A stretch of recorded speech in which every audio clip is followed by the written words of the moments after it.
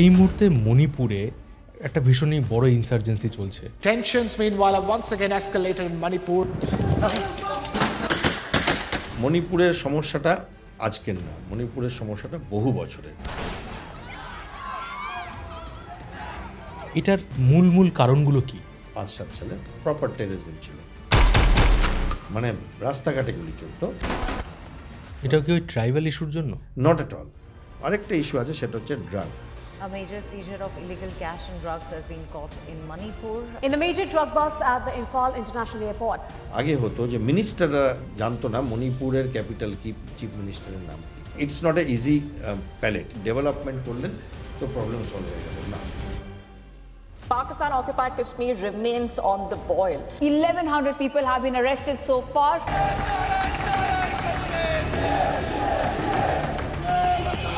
তো পাক অধিকৃত যে কাশ্মীর রয়েছে সেটাকে আমরা ক্যাপচার করে নিতে পারি না? আমি মনে করি একেবারেই নেওয়া উচিত না। রিয়েল লাইফ ওয়ার আর বলিউড ওয়ার এর মধ্যে কি পার্থক্য আছে?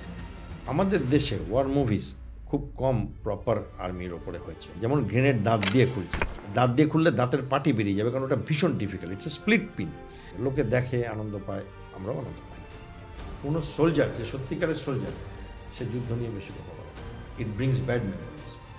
War should be always the last option, because to you it's a movie, for a soldier it is a widow. তো ডিসএনগেজ করাটাও জানতে হবে, নাহলে যুদ্ধের যে পয়সার স্রোতের টান, সেই টানে দেশ তলে যেতে পারে। আমাদের প্রতিবেশী দেশ বাংলাদেশ থেকে একটা বেশ হুঙ্কার দেওয়া হচ্ছে যে চিকেন নেক দখল করে নেব। called Seven Sisters, landlord region of India. They have no way to reach out to the ocean. আপনার কি মনে হয় না যে ভারত খুব সফটলি জিনিসগুলোকে হ্যান্ডেল করছে? এই যে 0.5 যে ফ্রন্টটা রয়েছে, এদেরকে আমরা আটকাবো কি করে? যখন আপনি কার্গিল ওয়ারে ছিলেন, নিউজ রিপোর্টার যারা ছিল তারা লাইভ কভারেজ দিচ্ছিল।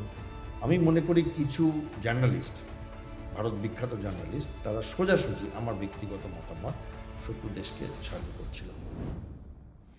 রিসেন্টলি একটা অ্যালিগেশন তোলা হচ্ছে যে একটা পার্টি তৈরি করা হয়েছে, ককরোচ জনতা পার্টি। আপনার কি মনে হয় যে ভারতে এরকম ধরনের একটা মুভমেন্ট চালিয়ে সেটা কি সরকার পরিবর্তন করে ফেলাটা কি সম্ভব আদৌ? এর পিছনে একটা গল্প আছে, সেটা হচ্ছে। নমস্কার, আমি রয়েছি মিঠুন আপনার সাথে, আর আপনি দেখছেন মিঠুন বলছি পডকাস্ট শো। আর আজ আমাদের সাথে রয়েছেন ব্রিগেডিয়ার দেবাশিস দাস। স্যার কেমন আছেন? ভালো আছি স্যার, আপনি এসেছেন আজকে আমাদের পডকাস্টে, আমরা খুবই খুশি হয়েছি। আপনার মতো এত একজন ব্যক্তি যিনি আমাদের দেশের জন্য এত কিছু করেছেন। তো স্যার, আপনি নাগাল্যান্ডে এবং অল ওভার ইন্ডিয়া সব মিলিয়ে আপনি আর্মিতে ছিলেন প্রায় 30 বছর। তো নাগাল্যান্ডে থাকা দরুন আপনি নর্থ ইস্টকে অনেক ভালোভাবে কাছ থেকে দেখেছেন।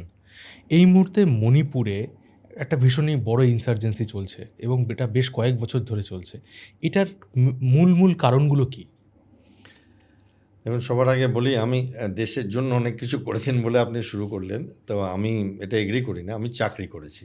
আমার চাকরিটা ছিল যেটা আমাকে কিছু সুযোগ দিয়েছে, কিছু কাজ করবার, যেগুলো সাধারণ মানুষ সুযোগগুলো পায় না। আমি মনে করি যে সাধারণ মানুষ যে কাজটা করছে সেটা তার কাছে সুযোগ, এবং ঠিক অতটাই সিনসিয়ারলি করছে তারা। মানে যে ট্রাফিক পুলিশটি আমাকে এখানে আসবার সময় হেল্প করলো, বিনা ট্রাফিকে বাড়ি পৌঁছে যেতে বা আপনার কাছে আসতে, সেরকম আমরা আমাদের চাকরি করছি। আমরা দেশের জন্য নেতাজি যেমন করে করতেন সেরকমভাবে না, আমরা মাইনে পেতাম। It was a job, it was a career. তো সেইভাবে শুরু করি। এবার আসি আপনার প্রশ্নে, না হলে একটা ভুল বার্তা যাবে, হ্যাঁ, যে বাকিরা দেশপ্রেমিক না, খালি আর্মির লোকেরা দেশপ্রেমিক না। আমি মনে করি যে শিক্ষক আমাদের পড়ান, যে পুলিশ অফিসারটা দুপুর রোদে ট্রাফিক কন্ট্রোল করছেন, তারা সবাই দেশপ্রেমিক। আপনি মণিপুর, নাগাল্যান্ডের বললেন, নর্থ ইস্ট, আমার খুব প্রাণের কাছের জায়গা এগুলো, প্রত্যেকটি নর্থ ইস্টের রাজ্য। বিশেষ করে মণিপুর আর নাগাল্যান্ডে আমি অনেকটা লম্বা সময় কাটিয়েছি। আর কাশ্মীর আমার আরও প্রিয়, কারণ আমার রেজিমেন্ট কাশ্মীরে।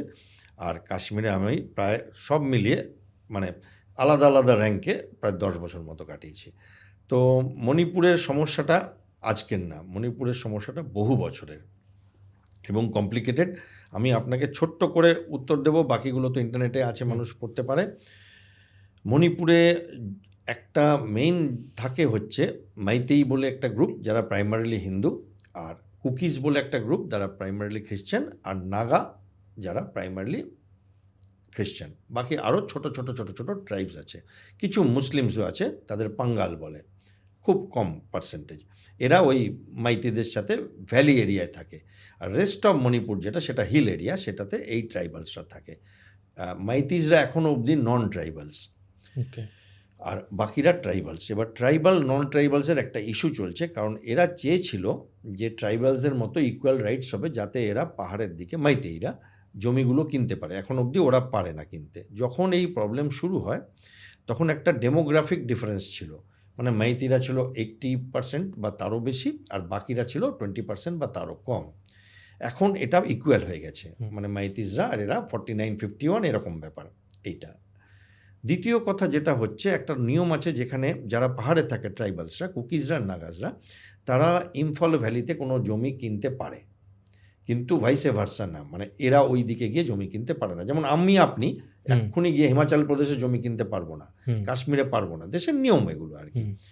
তো সেইখানে একটা দেখা যাচ্ছে যে একটা অসুবিধার ব্যাপার ঘটছিল। তো এরা চেষ্টা করে কোনো রকমভাবে যদি সুপ্রিম কোর্টের মাধ্যমে গিয়ে এইটাকে বদলানো যায়, যেটা এরা গত 1.5 বছর 2 বছর আগে শুরু করে, এবং সেখান থেকে একটা ট্রিগার হয় এবং একটা রাইটের মতো শুরু হয়ে যায়, মারপিট শুরু হয়ে যায়, সেটা এখনও চলছে।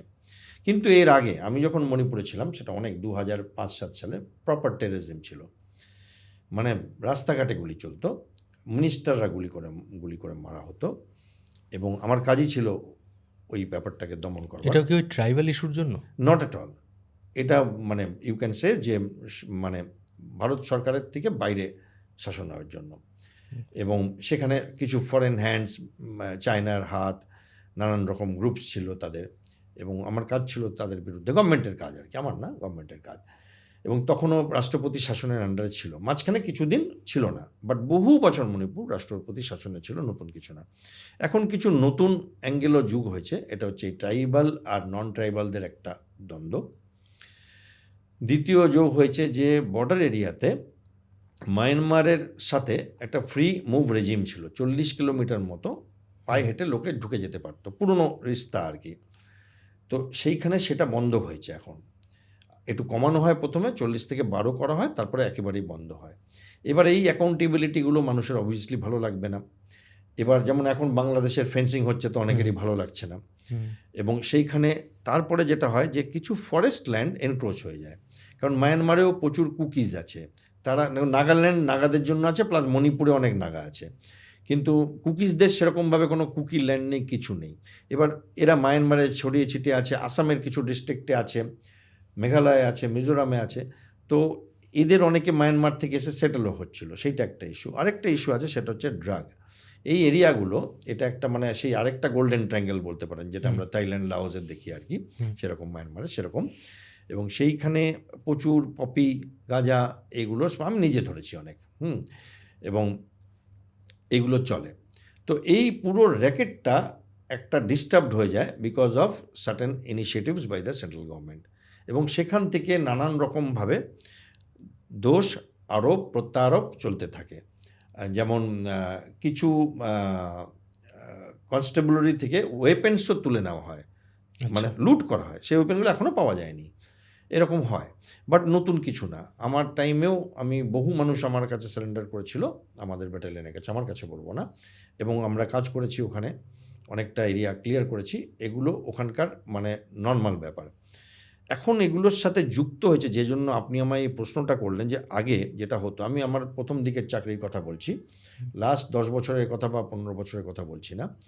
আগে হতো যে মিনিস্টাররা জানতো না মণিপুরের ক্যাপিটাল কি, চিফ মিনিস্টারের নাম কি, আমাদের খুবই কম নলেজ। এখনও আপনি যে কোনো কলেজের ছেলেকে জিজ্ঞেস করুন তো যে মণিপুর যাব, কোন এয়ারপোর্টে ল্যান্ড করবো, ও জানবে না। কেউ বলে দেবে দিমাপুর, কেউ বলে দেবে আগরতলা, জানবে না।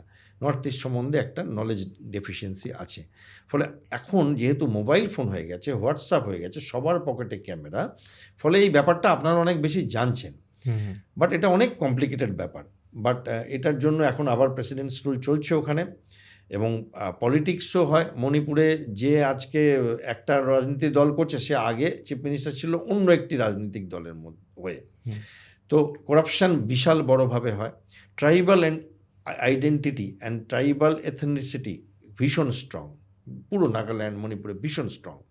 তো ফলে অনেক it's not a easy palate যে আপনি পয়সা দিয়ে দিলেন প্রবলেম সলভ হয়ে গেল, ডেভেলপমেন্ট করলেন তো প্রবলেম সলভ হয়ে গেল না। এর সাথে অনেক ডিপ রুটেড ইস্যুজ আছে, সেগুলো হয়তো এক এক করে সলভ হবে, সেইটার জন্য সময় নিচ্ছে গভর্নমেন্ট। বাট আশা করি যে যথেষ্ট মানে ফোকাস দেওয়া হবে মণিপুরে, এবং তার বেশি আসলে বলতে গেলে 1-1.5 ঘন্টা লেগে যাবে আর কি মণিপুর নিয়ে। মানে মণিপুর নিয়ে আমাদের একটা আলাদা সেশন করতে হবে এবং স্যার। মণিপুর আমার খুব প্রাণের কাছের জায়গা, খুব ভালোবাসার জায়গা, আমি যাই মাঝে মাঝে। স্যার আপনি মণিপুর ইস্যু তো আমাদেরকে বললেন, আপনি জম্মু কাশ্মীরেও বেশ কয়েক বছর ছিলেন। তো পাক অধিকৃত যে কাশ্মীর রয়েছে, এটা কি আমাদের কাছে একটা অপরচুনিটি নয় এই টাইম পিরিয়ডটা, যে সময় পাকিস্তান অর্থনৈতিকভাবে এতটা পিছিয়ে গেছে, জিও পলিটিক্যালি অনেকটা ব্যাকফুটে রয়েছে, ভারত একটা ইমার্জিং পাওয়ার হিসেবে উঠে আসছে, আমরা কি এখন এই মুহূর্তে পাকিস্তানের যে কাশ্মীরটা রয়েছে যে পার্টটুকু, সেটাকে আমরা ক্যাপচার করে নিতে পারি না? দেখুন, এই কথাটা আপনি প্রশ্ন করলেন, এটা আমি মেনস্ট্রিম মিডিয়াতে যখন কথা বলি, আমার সাথে অনেক লোক বলে, তারা এটা বলে যেটা আপনি বলছেন। আমার সঙ্গের কিছু কলিগস আমার যারা ডিফেন্সে ছিল বা আছে, তারাও এই কথাটা মানে। আমি আমার ব্যক্তিগত মতামত দেব বেসড অন মানে আমার সারা জীবনের পড়াশোনা, অভিজ্ঞতা এবং ব্যাপারটা বোঝার জন্য। আমি মনে করি একেবারেই নেওয়া উচিত না। ওকে। কারণ 750 কিলোমিটার লম্বা বর্ডার আমাদের সাথে, লাইন অফ কন্ট্রোলের কথা বলছি, ওই পোর্শনটা যেটা পুঞ্চ রাজৌরির থেকে শুরু হয় আর গিয়ে একদম ওপরে গিয়ে শেষ হয়, তো যেটাকে গিলগিট বাল্টিস্তান বলা হয়। এই পাক অধিকৃত কাশ্মীর যেটাকে আমরা বলি, এটা আমরা নিলে এদের ডেভেলপমেন্ট আমাদের দায়িত্ব হয়ে যাবে। আমরা এদের অ্যাসিস্ট করতে পারি, এরা একটা বাফার জোন হিসেবে থাকুক আমাদের আর পাকের মধ্যে। কারণ আমরা যদি এটা নিই, তাহলে এত এত মানুষ, আমাদের ডেমোগ্রাফিক প্রবলেম হবে, আবার আরও অনেক মানুষ জুড়ে যাবে। তো আমাদের মনে হয় পাকিস্তানের ভেতরে এত করাপশান, এদের এত করে, আপনি যদি ওইখানটা যান দেখবেন ইন্ডিয়ার বিল্ডিংসগুলো দেখবেন, কারণ আমি তো পুরো এই এটা ঘুরে বেরিয়েছি, যেমন করে আপনার পাড়ার মধ্যে করেন সেরকম করে, আর ওই দিকের বিল্ডিংগুলো দেখবেন, গরিব লোক, হতদরিদ্র লোক পাকিস্তানের মানে শাসনে আছে। বাট ভারত যদি নেয়, তো আমরা আরও কয়েক কোটি, মানে বেশ কিছু লক্ষ, মানে ভালো পপুলেশন, 1 কোটির মতো বেকার লোক নিয়ে নিলাম। তাদের ডেভেলপমেন্ট আমাদের করতে হবে আমাদের পয়সায়। আমি একটু স্বার্থপরের মতো কথা বলছি। এটাতে পাকের অসুবিধা হোক, জিয়ে থাকুক পাকিস্তানের প্রবলেম, তারা পাগলা হয়ে যাক এখানটাতে, আমরা আমাদের বর্ডার মেনটেন করি। I don't think we need to grab that. But এটা আমার একদম ব্যক্তিগত মতামত, আমাদের দেশের মতামত সেটা না। দেশ এখনও অ্যাসেম্বলিতে, জেএনকে অ্যাসেম্বলিতে ওদের জন্য সিট রাখে। স্যার আমরা ছোটোবেলায় বর্ডার মুভি দেখেছি। বর্ডার মুভিতে সুনীল শেট্টি একটা ল্যান্ডমাইন নিয়ে পাকিস্তানি একটা ট্যাঙ্কের কাছে যাচ্ছে এবং সেটা ট্যাঙ্কের নিচে দিচ্ছে এবং বিস্ফোরণ হয়ে যাচ্ছে, এবং এই ধরনের অনেক মুভি আমরা দেখি বলিউডে। রিয়েল লাইফ ওয়ার আর বলিউড ওয়ার, এর মধ্যে কী পার্থক্য আছে? আপনি খুব একটা ইন্টারেস্টিং কোশ্চেন করলেন। আমিও ওয়ার মুভিজ দেখি সবার মতোই। আমাদের দেশে ওয়ার মুভিজ খুব কম প্রপার আর্মির ওপরে হয়েছে। একটা হাকিকাত বলে সিনেমা আছে ধর্মেন্দ্র, বলরাজ সাহানি আছেন, অনেক পুরনো, সেটাতে একটু রিয়েলিটি ছিল। প্রহার বলে একটা নানা পাটেকারের আর্মির ওপরে সিনেমা আছে, মানে আর্মি একটু ইনভলভ আছে সেটাতে, as a commando, is a commando, সেটা আছে। আর একটা দুটো আছে, বাকিতে গিমিক্স বেশি, গান বেশি, চিঠি আতি হয় বলে বড় বড় লম্বা চুল করে, যেগুলো আর্মিতে ওই রকম চুল কেউ রাখে না, বাট ওনারা রেখেছেন। আমরা দেখি, ঠিক আছে, এন্টারটেন্ড হই, ফুললি এন্টারটেন্ড হই, ভালো লাগে দেখতে, খারাপ লাগে না, বুঝতে পারি যে এটা আমাদেরই দেখাচ্ছে। কিন্তু আসল জীবনটাতে ওয়ারফেয়ার ইজ ডিফারেন্ট। আমি একটা দুটো ছোট্ট এক্সাম্পল দিচ্ছি, রাইট? আপনারা সবাই হিন্দি সিনেমাতে দেখেন যে এই রকম করে পিস্টল মারা হচ্ছে, মানে পিস্টলটা টেরা, মানে এইরকম করে না, এরকম টা করে মারছে, এরকম করে মারা যায় না। You cannot fire a weapon, it's difficult, it's heavy. হ্যাঁ, সেকেন্ড কথা, 2 হাত দিয়ে মারলে ভালো হয়, তাহলে লাগবে, কারণ রেঞ্জ নেই। হ্যাঁ, এগুলো ভুল দেখানো হয়। যেমন গ্রেনেড দাঁত দিয়ে খুলছে, সবাই হাত থাকতে পিনটা দাঁত দিয়ে খোলে, আসলে ওই পিনটার ওপরে গ্রিজ লাগানো থাকে। দাঁত দিয়ে খুললে দাঁত নোংরা হয়ে যাবে আপনার, আর দাঁত দিয়ে খুললে দাঁতের পাটি বেরিয়ে যাবে, কারণ ওটা ভীষণ difficult, it's a split pin. তো ওটা কি হয়, যেমন আগেকার দিনে মেয়েদের ক্লিপেজ হতো না, ওই রকম ওটাকে এমনি করে দেয়। তখন আপনি টানবেন, ওই জিনিসটা সোজা হয়ে ফুটো দিয়ে বেরিয়ে আসবে, then it is ready to blast. এবার ওইটাকে দেখি লোকের দাঁত দিয়ে খুলছে, কেউ দাঁত দিয়ে খুলতে পারবে না, ওটা নট পসিবল, আরও গ্রিজও থাকে।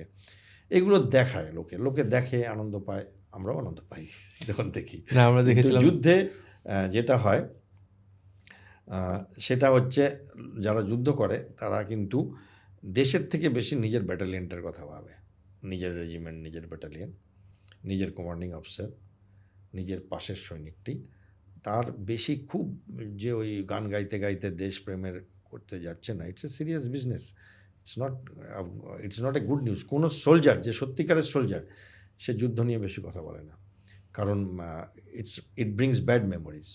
উইল সই করতে হয়, গলায় চাকতি পরে নিতে হয়, যে হাতে একটা গলা, যেমন আপনি হাতে পড়ে আছেন একটা, ওরকম একটা গলায় পড়তে হয়, ওটাতে লেখা থাকে আপনার নাম্বার আর আপনার ধর্ম, সো দ্যাট যদি আপনি নিহত হন, যার chance is very high when you are going for a war, মানে ওটা তো অবভিয়াসলি তাই জন্য পড়তে হয়, তাহলে আপনাকে দাহ কীভাবে করা হবে, মুসলিম হলে খ্রিস্টান হলে কবর দিতে হবে, হিন্দু হলে তাকে পুরানো হবে, এবং আপনার নাম্বারটা লেখা থাকে যাতে আপনার ওয়াইফের কাছে খবরটা যায় যে আপনি মারা গেছেন। ওয়াইফ বলবো না, নেক্সট অফ কিন বলে, মা, ওয়াইফ, বাবা, যে আপনার নেক্সট অফ কিন ডকুমেন্টে আছে, ওই নাম্বারটার থেকে ওনাকে যাওয়া হয়। এবং ওই ডিস্ক পড়তে হয়, যেটা আপনি ইউএসএ তো দেখবেন পরে লোকে, এখানে একটা চাকতি ঝুলছে, আমাদের 2 জায়গায় পড়তে হয় ওয়ারের সময়, বাকি টাইমে কেউ পড়ে না। 2 জায়গায় কেন? যদি মুন্ডুটা উড়ে যায় তাহলে হাতটা থাকবে, হাতটা উড়ে গেলে মুন্ডুটা থাকবে, কোনো রকমভাবে identify. So it's not a joke. তো এখানে ওই যেগুলো হিন্দি সিনেমায় আনরিয়ালিস্টিক দেখানো হয়, আমাদের বিদেশে দেখেছি অনেক রিয়ালিস্টিক মুভি, ওয়ার মুভিজ আমি দেখেছি, আমাদের দেশে কম তৈরি করে, আর সেটা বোধহয় আমাদের দেশে একটু কালার, একটু গান টান, একটু বড় চুল, এগুলো পছন্দ হয়। আপনি ওই হকিকাত সিনেমাটা পারলে দেখবেন, সেখানে রিয়েলিস্টিক আছে। সো যুদ্ধ is not something that you enjoy talking about. And কী হয়, যেমন কার্গিল যুদ্ধের সময় আমার ওয়াইফ কলকাতায় ছিলেন, কারণ আমরা হট করে জানলাম যুদ্ধ লেগে গেছে, তো ওভারনাইট আমাদের মুভ করতে হয় কাশ্মীরে। তখন আমি মেজর, তো ওনাকে ফোন করে করে আত্মীয়রা জিজ্ঞেস করতো আমি ভালো আছি কিনা, কারণ তাদের কাছে যুদ্ধটা একটা এন্টারটেনমেন্ট, টিভিতে বসে দেখছে। অ্যান্ড উনি তারপরে ফোন তোলা বন্ধ করে দেন, কারণ মানে they are just trying to find out যে আমি মারা গেছি কিনা। হ্যাঁ, তো এই রকম। সো যুদ্ধ যে কোনো সৈনিকের পক্ষে এটা গুড নিউজ না। তাই জন্য আপনি যদি দেখেন, আমি কোনো দিন বলি না যে যুদ্ধ না করে, মিসাইল দেখে, পয়সা খরচা করে, ডিপ্লোমেসি দিয়ে, রাজনৈতিকভাবে যদি করা যায়, যেটা এই অপসিন্দুরে হলো, হ্যাঁ, 11টা এয়ারফিল্ড উড়িয়ে দেওয়া হলো, ব্রহ্মসের শক্তি প্রদর্শন করা। What is the last option? War should be always the last option, because to you it's a movie, for a soldier it is a widow, it is a child growing up বাবা মা ছাড়া, মানে বাবা ছাড়া। হ্যাঁ, তো সেই হিসাবে আমার মনে হয় যুদ্ধকে আমরা অতিরঞ্জিত করি, ইটস এ ডার্টি বিজনেস। না হলে, বা টেকনোলজি দিয়ে করা গেলে, এয়ারফোর্স দিয়ে করা গেলে, মিসাইল দিয়ে করা হলে ভালো হয়, বাট যুদ্ধটা একটা required for any state to protect it land. So being a brigadier, আপনার আন্ডারে অনেক আর্মিরা কাজ করতে মানে ছিলেন diploid. Sir, which one is more difficult, order to kill someone or আপনি ট্রিগার প্রেস করছেন, কোনটা বেশি ডিফিকাল্ট? দেখুন, আমি তো চাকরির প্রথম দিনে ব্রিগেডিয়ার হয়ে জয়েন করিনি, আমরা সেকেন্ড লেফটেন্যান্ট হয়ে জয়েন করেছিলাম। তখন we use to roam around, যেমন জওয়ানেরা তাদের সাথে সাথে, মানে যেমন একদম লোয়েস্ট র্যাঙ্কের সিপাহী বা রাইফেলম্যান, তার সাথে সাথেই ঘুরতাম আমরা। হয়তো আমার আন্ডারে তখন 30 জন 35 জন ঘুরতো। এই ধরুন কার্গিলে পেট্রোলিং করছি আমি 1988, 1989 এই সময়ের কথা বলছি। তখন তারপরে ক্যাপ্টেন হলাম, মেজর হলাম। তো একটা সময় ওই ট্রিগার পুল করবার অপশনটা আর থাকে না, যত হাই র্যাঙ্কিং, কারণ ওটা আপনার কাজ না। তখন আপনি অন্যদের ওই কাজগুলো করতে বলেন। ভায়োলেন্স কখনোই পছন্দ করি না, কখনোই না, ওই জন্য আমি খুব একটা বলিও না, আপনি দেখবেন। বাট এটাও মানতে হবে যে একটা ডেমোক্রেসিতে violence of the forces, violence by the forces একটা নেসেসারি ইভিল, এটা দরকার। না হলে লোকে ঢুকে পড়বে, শত্রু ঢুকে পড়বে, আমাদের দেশ নিয়ে নেবে।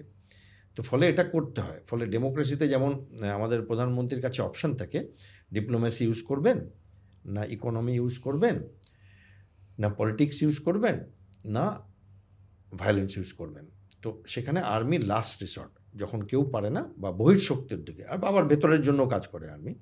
তো সেখানে কি হয় যে মানে ইট ইজ একটা যেটা একটা প্রয়োজন আছে সরকারের, যে কোনো সরকারের এটাকে ব্যবহার করবার জন্য, বাট যদি এটা ব্যবহার না করে কাজ করা যায় সেটা খুব ভালো, আর ব্যবহার করলেও খুব অতি কম সময়ের জন্য ব্যবহার করা উচিত, না হলে লম্বা যুদ্ধে জড়িয়ে পড়তে পারে, যেমন রাশিয়া আর ইউক্রেন জড়িয়ে পড়েছে, যেমন আমেরিকা ত্রাহি করে পালাবার চেষ্টা করছে ইরানের সাথে এত বড় শক্তি হয়েও, যেমন ভিয়েতনামে আমেরিকা 20 বছর ধরে লড়াই করছিল। এখন অবধি ভারতবর্ষের political leadership has been good. 71 war খুব শর্ট অ্যান্ড সুইট ছিল, অফ সিন্দুর আরও শর্ট অ্যান্ড সুইট ছিল, কার্গিল ওয়ারও খুব শর্ট অ্যান্ড সুইট ছিল, অ্যান্ড ডিসিসিভ ভিক্টরি ছিল এগুলোতে, মাঝখানে আরও কয়েকটা আছে, সব কটাতেই ভিক্টরি ছিল। তো ডিসএনগেজ করাটাও জানতে হবে, নাহলে যুদ্ধের যে পয়সার স্রোতের টান, সেই টানে দেশ তলিয়ে যেতে পারে। ফলে এই যুদ্ধ করা এটাকে অনেকে ম্যাশো মনে করে, it's not a macho thing. Macho thing is to how to make sure যে যুদ্ধ না করে আমাদের দেশের কলার উঁচু হয়ে যায়। স্যার, একজন আর্মির যে ডিসিপ্লিনড লাইফ থাকে, আমরা সাধারণ মানুষেরা আমাদের লাইফ অতটা ডিসিপ্লিন নয়, এই খাচ্ছি, এই করছি, এটা করছি, ঘুরে বেড়াচ্ছি। কিন্তু আপনি তো এনডিএ থেকে আপনি গ্র্যাজুয়েট হয়েছিলেন। তো একজন আর্মির থেকে আমাদের লাইফে কী কী আমরা শিখতে পারি, কী কী ডিসিপ্লিন আমরা মেনটেন করতে পারি, বা আমাদের প্রতিটা ভারতীয়দের কি ইসরায়েলের মতোই আর্মি ট্রেনিং নেওয়া উচিত? হ্যাঁ, কিছুটা তো ট্রেনিং এনসিসিতে করা উচিত লোকের। একটু এখনও আমি রাস্তাঘাটে ঘুরি, যখন কেউ এনসিসি যারা করে তারা এসে আমার সাথে আলাদা করে আলাপ করে, স্যার আমি এনসিসি করেছিলাম, দে ফিল প্রাইড। হ্যাঁ, এবার কি ডিসিপ্লিন, যেমন নিজের শরীরটাকে ভালো করে রাখা একটা ডিসিপ্লিন আর্মির লোকেরা রাখে। আপনি দেখবেন তারা বুড়ো বয়স অবধি গল্ফ খেলে, তার আগে নর্মাল কোর্ট গেম খেলে, যখন পারে না তখন গল্ফটাতে ফোকাস দেয়। তারা জওয়ান হোক অফিসার হোক, তারা চেষ্টা করে যতটা পারে শরীরটাকে ঠিকঠাক রাখার। দ্বিতীয় হচ্ছে পাংচুয়ালিটি, সময়ে পৌঁছানো কোনো জায়গায়। তৃতীয়টা হচ্ছে যে একটা সমাজের ওপরে দায়িত্ব, সেটা ইউনিফর্মে হোক ইউনিফর্মের বাইরে হোক। অনেক মানুষ আছেন যারা আর্মির বাইরের সিভিল সেক্টরে কাজ করছেন, লোকে জানতে পারে না তারা আর্মির। হ্যাঁ, যেমন এই আপের যা ছিলেন, যিনি সবার ওপরে ছিলেন, বাবা কি নাম, বাবা আপতে বা এরকম, উনি তো আর্মির এক্স আর্মি সোলজার ছিলেন। তো এরকম বহু লোক আছে, আপনি মুভি ওয়ার্ল্ডে আছে, আপনাদের নিউজ ওয়ার্ল্ডে আছে, অর্ণব গোস্বামীর বাবা নিজে ব্রিগেডিয়ার ছিলেন, এরকম বহু আছে, রাহুল কানওয়াল, এরকম বহু। তো এবার কি হচ্ছে যে আর্মি একটা ওয়ে অফ লাইফ, একটা ইকোসিস্টেম, যেখানে লোকে বেসিক্স যেগুলো না সেগুলো এনজয় করতে জানে। যারা রিয়েল আর্মি দেখেছে, যারা আর্মিরও তো অনেক পার্ট আছে, কিছু আর্মি ডেস্ক জব হয়, আবার কিছু আর্মি ফাইটিং জব হয়। এবার যেমন আপনি যখন বাড়িতে খান, স্নান করেন, you take it for granted, যে শাওয়ার খুলবো জল পড়বে। আবার আর্মিতে অনেক স্টেশন এমন থাকে জল নেই, আধ বালতি জল, সে আপনি যত বড়ই অফিসার হন আপনার একটা ওয়াটার রেশনিং হচ্ছে অল্প করে। তো you know the value of ছোট ছোট জিনিস জীবনে, তার মূল্যগুলো আমরা খুব এনজয় করতে পারি। ফলে আপনি দেখবেন যে আর্মির যারা পরিবার, তাদেরকে খুব ভ্যালু করে আর্মির লোকেরা, এবং ছোট ছোট জিনিস, একটু বন্ধুদের সাথে আড্ডা, একটু কোথাও ছোট্ট বেড়ানো, বিরাট যে একটা বিশাল গাড়ি কিনতে হবে, বিশাল বাড়ি কিনতে হবে, এইগুলো অত ইম্পর্টেন্ট না। বেঁচে আছি এটা একটা খুব আনন্দের ব্যাপার, শরীর স্বাস্থ্য ঠিক আছে, হাত পা উড়ে যায়নি, এটা একটা খুব আনন্দের ব্যাপার। হ্যাঁ, প্লাস যেহেতু আমরা হার্ড লাইফ দেখতে হয়েছে মাঝে মাঝে, আবার রিল্যাক্সড লাইফও দেখেছি। মানে এমন হয়েছে যে কাশ্মীরে একদম গণ্ডগ্রামে পড়ে আছি, তারপরে আবার গভর্নমেন্টের কাজে একটু বিদেশ ঘুরে এলাম, 5 স্টার হোটেলে রেখেছে গভর্নমেন্ট, এটা হয়েছে, আবার ফেরত এলাম কাশ্মীরে, হয় এগুলো। কিন্তু তার মধ্যে ওই কষ্টের লাইফটা দেখে এইগুলো অ্যাপ্রিসিয়েট করা, যেটা সাধারণ মানুষ করে না, সেইটা আমরা করি। ফলে একটু দায়িত্বজ্ঞান হয়ে যায় নিজের সম্বন্ধে, আশেপাশের লোকজনের সম্বন্ধে, পরিষ্কার পরিচ্ছন্নতার সম্বন্ধে।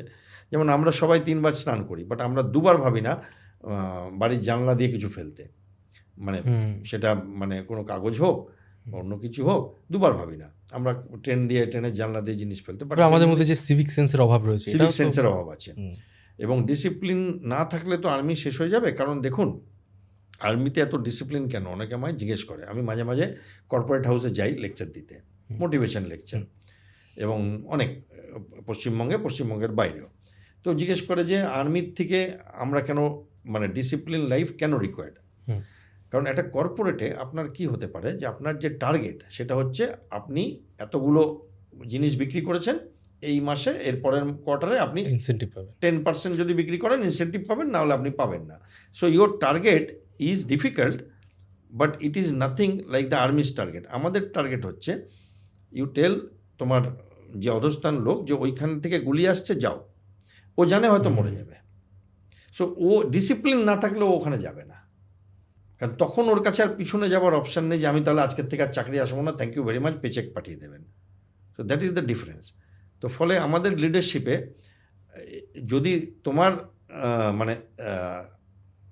মানুষরা যারা এই কমান্ডটা ফলো করবে তোমার উপর যদি আস্থা না থাকে, তোমার উপরে যদি ডিসিপ্লিনের আস্থা না থাকে, তাহলে সে যাবে না। স্যার লাস্ট 2-1 বছরের মধ্যে আমাদের প্রতিবেশী দেশ বাংলাদেশ থেকে একটা বেশ হুঙ্কার দেওয়া হচ্ছে যে চিকেন নেক দখল করে নেব, 7 সিস্টার আলাদা করে দেব। আপনার কি মনে হয় না যে ভারত এর অ্যাগেনস্টে, বা ধরুন এই রিসেন্টলি নেপাল থেকেও বেশ হুঙ্কার দেওয়া হচ্ছে, খুব সফটলি জিনিসগুলোকে হ্যান্ডেল করছে? একেবারেই না। ভারত যথেষ্ট ঠিকভাবে হ্যান্ডেল করছে, খালি সেই হ্যান্ডেলিংটা ভারত মিডিয়ার সামনে রাখছে না। আচ্ছা এবং সেটাই আমার যথার্থ মনে হয়। আচ্ছা। কারণ বাংলাদেশের মতো দেশ যাদের আর্মি, নেভি, এয়ারফোর্স, যাদের ইকোনমিক ক্ষমতা কোনো যুদ্ধ করবার মতোই নেই, তারা যখন ভারতকে থ্রেট দেয় তার মানে জানবেন তার পিছনে বড় শক্তির সায় আছে, মদত আছে, অঙ্গীকার আছে, এবং সেইটার বলে তারা করছে। এবং বাংলাদেশের আমি যেটুকুনি বুঝি এবং যথেষ্ট বুঝি, বাংলাদেশের কোনো অপশান নেই ভারতের বিরুদ্ধে গেলে তারা যতবার যাবে ততবার তাদের ক্ষতি হবে, যেভাবে যাক। কারণ বাংলাদেশের জিওপলিটিক্যাল রিয়েলিটি বলে কিছু কথা আছে। বাংলাদেশের জিওগ্রাফিটা হচ্ছে, যদি একটা আপনি ঘোড়ার নাল দেখেন, তো ওই রকম করে ভারত বাংলাদেশকে ঘিরে আছে। মানে এইটা যদি বাংলাদেশ হয় তো এইখানটা পশ্চিমবঙ্গ, ওপরটা আসাম, মেঘালয়, মিজোরাম, ত্রিপুরা, আর একটুখানি জায়গা মায়ানমার, তলায় বঙ্গোপসাগর। তো বাংলাদেশ যে মানুষের সঙ্গে বা যে দেশের সাথে মিলে এই কাজগুলো করছে ভারত বিরোধিতা, সেইটা একটা রিসেন্ট হবি এটা। এবং এটা আজকের না, যবের থেকে 71 হয়েছে তবের থেকে কিছু পাকিস্তান সুলভ মানুষ বাংলাদেশে রয়ে গেছে। এবং এই নিয়ে অনেক বই আছে, হুমায়ুন আহমেদের খুব ভালো বই আছে, এবং সেই বইতে লেখাও আছে যে কেমন করে বাংলাদেশের মানুষরা চিনিয়ে দিত যারা মানে পাকিস্তানের খান সেনাদের নিয়ে দেখাতো যে এদের মারো। হ্যাঁ, এবং তারা হিন্দু না, মানে তারা নিজেদেরই দেশের লোকেদের ধরতো, নিজের ধর্মের লোকেদেরই ধরিয়ে দিত। সেই মানুষরা, তাদের রাজাকার বলে, আল বাদার বলে, আল শামস বলে, তারা রয়ে গেছে। তাদের একটা বড় অংশ একটা পলিটিক্যাল পার্টি জয়েন করেছে, এখন তারা অপোজিশনেও আছে। খুব আমাদের কপাল ভালো, তারা জিতে পাওয়ারে আসেনি, বিএনপি পাওয়ারে এসছে, বাট তারা ভালো স্ট্রেংথে অপোজিশনে আছে। যদি আসতো ক্ষমতায় তাহলে আরও ভারত বিরোধীতে চরমে এসে যেত। তো এরা একটু ইমপ্র্যাকটিক্যাল, এরা বাস্তব মানে না। যারা উগ্র মৌলবাদী ইসলামিক গ্রুপ হয় তারা প্র্যাকটিক্যাল না। এবার দুটোই আছে, যেমন সারা পৃথিবীতে, যেমন আমি অনেক ইসলামিক দেশে গেছি, সেখানে কোনো উগ্র মৌলবাদী ব্যাপার নেই। ফর এক্সাম্পল ইউএইর 7টা যে স্টেট আছে গেছি, হ্যাঁ, আপনি ইন্দোনেশিয়া যান, আরও অনেক দেশ, মানে সেইগুলোতে এত উগ্রতা দেখা যায় না, ইসলামিক দেশ। আর এখানে বাংলাদেশে, পাকিস্তানে একটু উগ্রতা দেখা যায়, যে তারা বলতে পারে যে ভারতবর্ষকে অ্যাটাক করে নেবো, কলকাতা দখল করে নেবো, 7 সিস্টার আলাগ করে দেবো। কে বলছে? প্রাইম মিনিস্টার, মানে অফিসিয়েটিং প্রাইম মিনিস্টার, যিনি কিছুদিনের জন্য এসছিলেন, তিনি বলছেন। এখনকার তো আর ইনি বলছেন না, তার সাংরেদরা বলছিল, তারা স্টুডেন্ট লিডার, তাদের কনসেপ্টই নেই, তাদের কোনো আইডিয়া নেই যে ইকোনমিক বিটিং কী হতে পারে। এবং ভারত যথেষ্ট ব্যবস্থা নিয়েছে, খালি ওটা অতটা মিডিয়াতে এসছে, বাট অতটা প্রচার হয়নি। যেমন রপ্তানি আমদানির ব্যাপারে কঠিন পদক্ষেপ নিয়েছে, যাতে তাদের যে বোলপালা ছিল যে শিল্পগুলোতে, সেগুলো শেষ হয়ে যাচ্ছে তাদের। ভারত সেই জায়গাগুলো নিয়ে নিচ্ছে এখন, এবং ডিপেন্ডেন্সি বেড়ে যাবে। যেমন কাস্টমসের যতগুলো ল্যান্ড পোর্ট ছিল সেগুলো রেস্ট্রিক্ট করে দিয়েছে ভারত, এবং এক্সপোর্ট আগে প্রত্যেকটা ভারতের এয়ারপোর্ট, প্রত্যেকটা ভারতের পোর্ট দিয়ে হতো, এখন মুম্বাই ছাড়া আর কোথাও দিয়ে হবে না। এগুলো অফিসিয়াল, আপনি নেটে দেখতে পাবেন। ভারত অনেক যথেষ্ট ব্যবস্থা নিচ্ছে। বাট আবার কিছু লোক মনে করে কি বলুন তো, যে বাংলাদেশে কোনো হিন্দুর ওপর অ্যাটাক হলো তো ভারত কেন বোমা ফেলছে না? আরে এটা হয় নাকি? সেই সুবাদে যদি আমাদের দেশে কোনো মানুষের ওপর অ্যাটাক হয়, তাহলে আমেরিকা বলবে আচ্ছা আমরা খ্রিস্টান দেশ, আমাদের ওপরে মেরেছে, তাহলে আমাদের একজন টর্চার করছে, তাহলে ইন্টারনাল ম্যাটার। এটা হয় নাকি? ইন্টারন্যাশনাল রুলস আছে। বাট আদারওয়াইজ ভারত যথেষ্ট ব্যবস্থা নিয়েছে এবং নিচ্ছে, এবং বাংলাদেশকে বুঝতে বাধ্য করছে যে জিওপলিটিক্যাল রিয়েলিটি ডাজেন্ট অ্যালাউ এই কাজগুলো করার। বাট যেটা ফান্ডামেন্টালিস্ট ইসলামিক গ্রুপ, যেটা জামাত এবং তাদের অনেক মিলিটারি উইং আছে, যেমন আনসারুল বাংলা আপনি নিশ্চয়ই শুনেছেন, থেকে থেকে হুঙ্কার দেয়, তো তাদের একটা এজেন্ডা থাকে যেটাতে তারা প্র্যাকটিক্যাল বাস্তবতা মানে না। দেখুন, কোনো বাস্তব কেউ মানলে কেউ পেটের মধ্যে বোম নিয়ে নিজেকে উঠাতে পারে, তাই না? তো তখন কি হয়, তখন এতটা ব্রেন নেস্ট হয়ে যায় যে তারা ভুলে যায় যে এটা সম্ভব হবে না, এত বড় দেশ কিছু করতে পারবো না আমরা, প্র্যাকটিক্যালিটি মানে না। এবং সেটা আমরা দেখি, ইউটিউবে দেখি, সব সময় ভারতকে থ্রেট করা হচ্ছে। বাট এগুলোতে গায়ে মাখার দরকার নেই তো, কারণ আমাদের ছাড়া তাদের চলবে না। তারা যদি কিছু আনতে চায়, কিছু জিনিস, এই জিনিসটা আমিও ফিল করি যে বাংলাদেশ এবং ভারতের মধ্যে শত্রুতা করে কখনোই চলা সম্ভব নয়। মানে একটা সমঝোতার জায়গা রাখতে হবে দুই পক্ষের পক্ষ এবং থেকে। কার সাথে শত্রুতা করছে? যে তোমাদের দেশটাকে স্বাধীন করেছে। 1971 ভারতীয় সেনাবাহিনী না থাকলে, মুক্তিযোদ্ধারা, আমার মনে হয় না ভারতবর্ষর আর্মি না গেলে স্বাধীন করতে পারতো পাকিস্তান খান সেনাদের হাত থেকে বাংলাদেশকে। এবং সেখানে আমি কেন বলছি, বাংলাদেশের বিখ্যাত লেখক হুমায়ুন আহমেদ লিখেছে জ্যোৎস্না আর জননীর গল্প, বইটার নাম, যে আমি এখানে ভারতবর্ষের অবদান নিয়ে কিছু লিখলাম না এই গল্পটা, এই উপন্যাসটিতে। তার কারণ তাহলে আরও 100 পাতা লিখতে হতো ওনার নিজের লেখা ভূমিকাতে। ওই জন্য আমি আর কতটা লিখবো, তাই জন্য আর ওটা লিখলাম না। এবং বাংলাদেশ কিচ্ছু করতে পারবে না। চিকেন নেক নিয়ে আমি আপনার মাধ্যমে আপনার লক্ষ লক্ষ দর্শককে বলতে চাই, আজকের গল্প না, চিকেন নেক ভারতের দুর্বল একটা জায়গা। বহু বছর ধরে ভারতের সেনাবাহিনী, ভারতের যত প্রধানমন্ত্রী, তারা সব এই ব্যাপারটার সম্বন্ধে অবগত আছেন। এবং চিকেন নেক, ভারত তো একটা নিউক্লিয়ার পাওয়ার, তো চিকেন নেক কেউ যদি দখল করতে চায় তো ভারত কিছু ডিসিশন নিতে পিছু পা হটবে না। তো ইটস নট নেগোশিয়েবল। সে যেই আসুক, চায়না আসুক, বাংলাদেশ আসুক, একসাথে আসুক।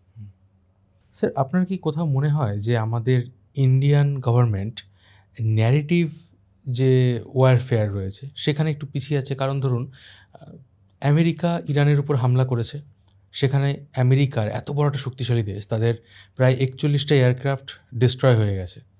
তাদের সেটা নিয়ে মিডিয়ায় এত বেশি মাতামাতি হচ্ছে না যতটা আমাদের অপারেশন সিন্দুরের সময় রাফায়েল নিয়ে বা ফাইটার জেট নিয়ে যতটা হয়েছে। হ্যাঁ, আপনি খুব ইন্টারেস্টিং একটা প্রশ্ন করলেন। হ্যাঁ, আমার মনে হয় যে আমরা ন্যারেটিভ ওয়ারফেয়ারে পিছিয়ে আছি। আমাদের এখন অবধি সেই ক্যাপাবিলিটি হয়নি যেটা আমরা নাম্বার 3 ইকোনমি বা নাম্বার 4 ইকোনমি, নাম্বার 3 বা 4 আর্মি, আমরা স্পেসে নাম্বার 3-4 মধ্যে আসি পৃথিবীতে, এবং অনেক কিছুতে আমরা নিউক্লিয়ার পাওয়ার, মানে 5-7টা দেশ আছে সারা পৃথিবীতে, সেখানে আমরা ন্যারেটিভ বিল্ডিংয়ে একটু কম দরও অন্যদের থেকে, প্লাস ন্যারেটিভের শিকারও হই আমরা। যেমন কোথাও একটা, আমি ব্যক্তিগতভাবে মনে করি অফ সিন্দুরে ভারতবর্ষের এয়ারফোর্স যা করেছে সেটা আজ অবধি পৃথিবীর কোনো এয়ারফোর্স করতে পারেনি। কোথাও একটা সেটার প্রচার হয়নি, উল্টে দেখানো হয়েছে যে আমাদের অনেক ক্ষয়ক্ষতি হয়েছে বিনা প্রমাণে, যেখানে আমাদের কাছে সব প্রমাণ আছে। এই ন্যারেটিভ আমেরিকা, পাকিস্তান, চীন, এরা আমাদের থেকে আমার মনে হয় অনেক অনেক এগিয়ে আছে। এবং হয়তো আমাদের দেশের লোকেরা এখন চেষ্টা করছে সেটা করবার। আপনি প্রশ্নটা ইন্টারেস্টিং করলেন, এর কোনো সলিউশন আমার কাছে নেই, কারণ এইটা আমার পরিধির বাইরের জিনিস, যে how to build a narrative for a country. But Bharat চেষ্টা করেছিল অপসিন্দুরের পরে সবার, প্রত্যেকটা দেশে নিজেদের আলাদা আলাদা ডেলিগেটস পাঠিয়ে, অপোজিশন লিডারদের পাঠিয়ে। হ্যাঁ, তো এখান থেকে পশ্চিমবঙ্গ থেকে অপোজিশন, মানে দেশের অপোজিশন হিসাবে গিয়েছিলেন মানুষেরা, তো সেখানে সারা ভারতবর্ষ থেকে গিয়েছিলেন। তো সেখানে গিয়ে তারা কথা করেছেন, বাট সামহাউ স্টিল একটা বড় পোর্শন মানুষ আছে যারা মনে করে যে ভারতের 6টা রাফায়েল হারিয়েছে, ভারত অপশন পাকিস্তানের কাছে হেরেছে, এরকম মনে করে। এবার এই ন্যারেটিভে ভারত আমার মনে হয় একটু একটু পিছিয়ে আছে। ইভেন আমাদের ভারতবর্ষের ভেতর থেকেও বহু মানুষ এই ন্যারেটিভকে সাপোর্ট করে। আমি এখানে একটা ছোট্ট কোট আমি মেনশন করব।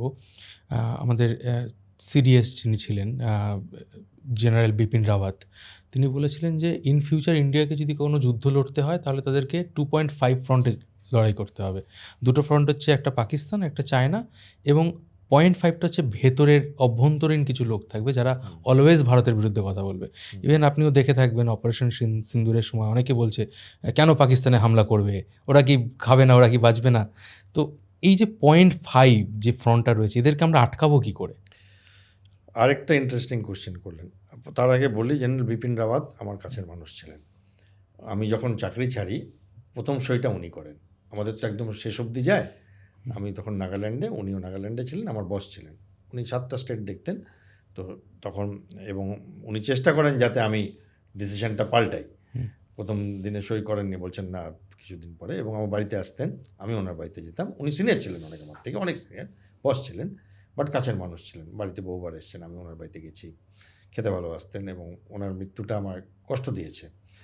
তো এবার উনি যেটা বলতেন ওটা যথার্থ বলতেন, এবং ওটা আমাদের শিক্ষার মধ্যেই পড়ে 2.5। এখন তো আমি অ্যাড করব, পাকিস্তান যখন বলছেন, আপনি যদি পাকিস্তান প্লাস বাংলাদেশ বলেন আমার মনে হয় বেটার হয়, কারণ এখন এই সাইডটাও জুড়ে গেছে আর কি। আপনি বলছেন 3.5? 3.5 না, মানে when you are saying China yes and Bangladesh, আগে তো পাকিস্তানই ছিল, আগে তো ইস্ট পাকিস্তান ওয়েস্ট পাকিস্তান ছিল। তো ইউ ক্যান সে মানে ইস্ট পাকিস্তান বকলমে আর কি এখন, কারণ না হলে তারা এই কাজগুলো করছে কেন? এই 3-4 দিন আগে পাকিস্তানের সব জেনারেলরা ঘুরছিল বাংলাদেশে, এয়ারফোর্সের লোকেরা। আগে এগুলো হতো না, এগুলো এখন হচ্ছে। এবং এই দহরম মহরম, এই ঘনিষ্ঠতা ভারতের তো কান খাড়া করছেই। তার ফল বাংলাদেশ ভুগবে, ইকোনমিক্যালি ভুগবে। যুদ্ধ করার দরকার নেই বাংলাদেশের সাথে, এত ছোটো দেশ, যুদ্ধ করলে লোকেরা কি বলবে, ঠিক না? তো এইবার এইখানে 0.5 নিয়ে আসছি আমি এই 0.5 হচ্ছে ডেমোক্রেসি, যেখানে আমি যা ইচ্ছে করতে পারি ফান্ডামেন্টাল রাইটসের জন্য, কিন্তু আমি দায়িত্ব কিছু নেব না। এবং এইটা একটা প্রবণতা আছে মানুষের মধ্যে, এবং একটা ফ্যাশনও আছে। এর পিছনে কিছু পলিটিক্যাল গ্রুপসও আছে যারা সোজাসুজি ভারত বিরোধিতা করে, কিছু এনজিওস আছে, কিছু রিলিজিয়াস গ্রুপস আছে, আর কিছু ইন জেনারেল মানে ফ্যাশন গ্রুপস আছে যারা ভারতবর্ষের মানে ভারতবর্ষকে টুকরো টুকরো করলে বা ভারতবর্ষের ক্ষতি হলে, টুকরে টুকরে গ্যাং, বা ভারতবর্ষের যদি ইকোনমিক কোনো ব্লান্ডার হয়, ভারতবর্ষের প্রধানমন্ত্রী যদি কোনো ভুল করেন, তারা আনন্দ পায়। এবং এইটার সঙ্গে লড়াই করা খুব ডিফিকাল্ট, কারণ এরা ঘরের মধ্যে বসে আছে, সব জায়গায় আছে, এবং সেইখানে ডেমোক্রেসিতে কিছু করাও যায় না। এবং আমি একটি জায়গায় একবার এই নিয়ে কথা বলি মাঝে মধ্যে, যে যত স্ট্রং হবে ডেমোক্রেসি, তত এই সমস্যাগুলো বেশি হয়। আমাদের পৃথিবীতে মানে অনেকগুলো ডেমোক্রেসি আছে, তো তার মধ্যে জাপানের ডেমোক্রেসি যেমন বেশ ভালো ডেমোক্রেসি, কিন্তু জাপানও কি successful as country? No. Economy strong, but suicide rate খুব বেশি, রাইট? এবার আমেরিকার ডেমোক্রেসি খুব স্ট্রং ডেমোক্রেসি, কিন্তু কোথাও একটা আমেরিকা, এই লিডার যেটা আমরা আজকে দেখছি, এই দানব, একে তো এরা ভোট দিয়ে এনেছে, যে সকালে এক কথা বলছে, বিকালে এক কথা বলছে। হ্যাঁ, সকালে বলছে ভারত আমার বেস্ট জায়গা, বিকালে বলছে হেল হোল। হ্যাঁ, তো এই মানুষটিকে কোথার থেকে আনলো? তারা তো ডেমোক্রেসির থেকে এসছে।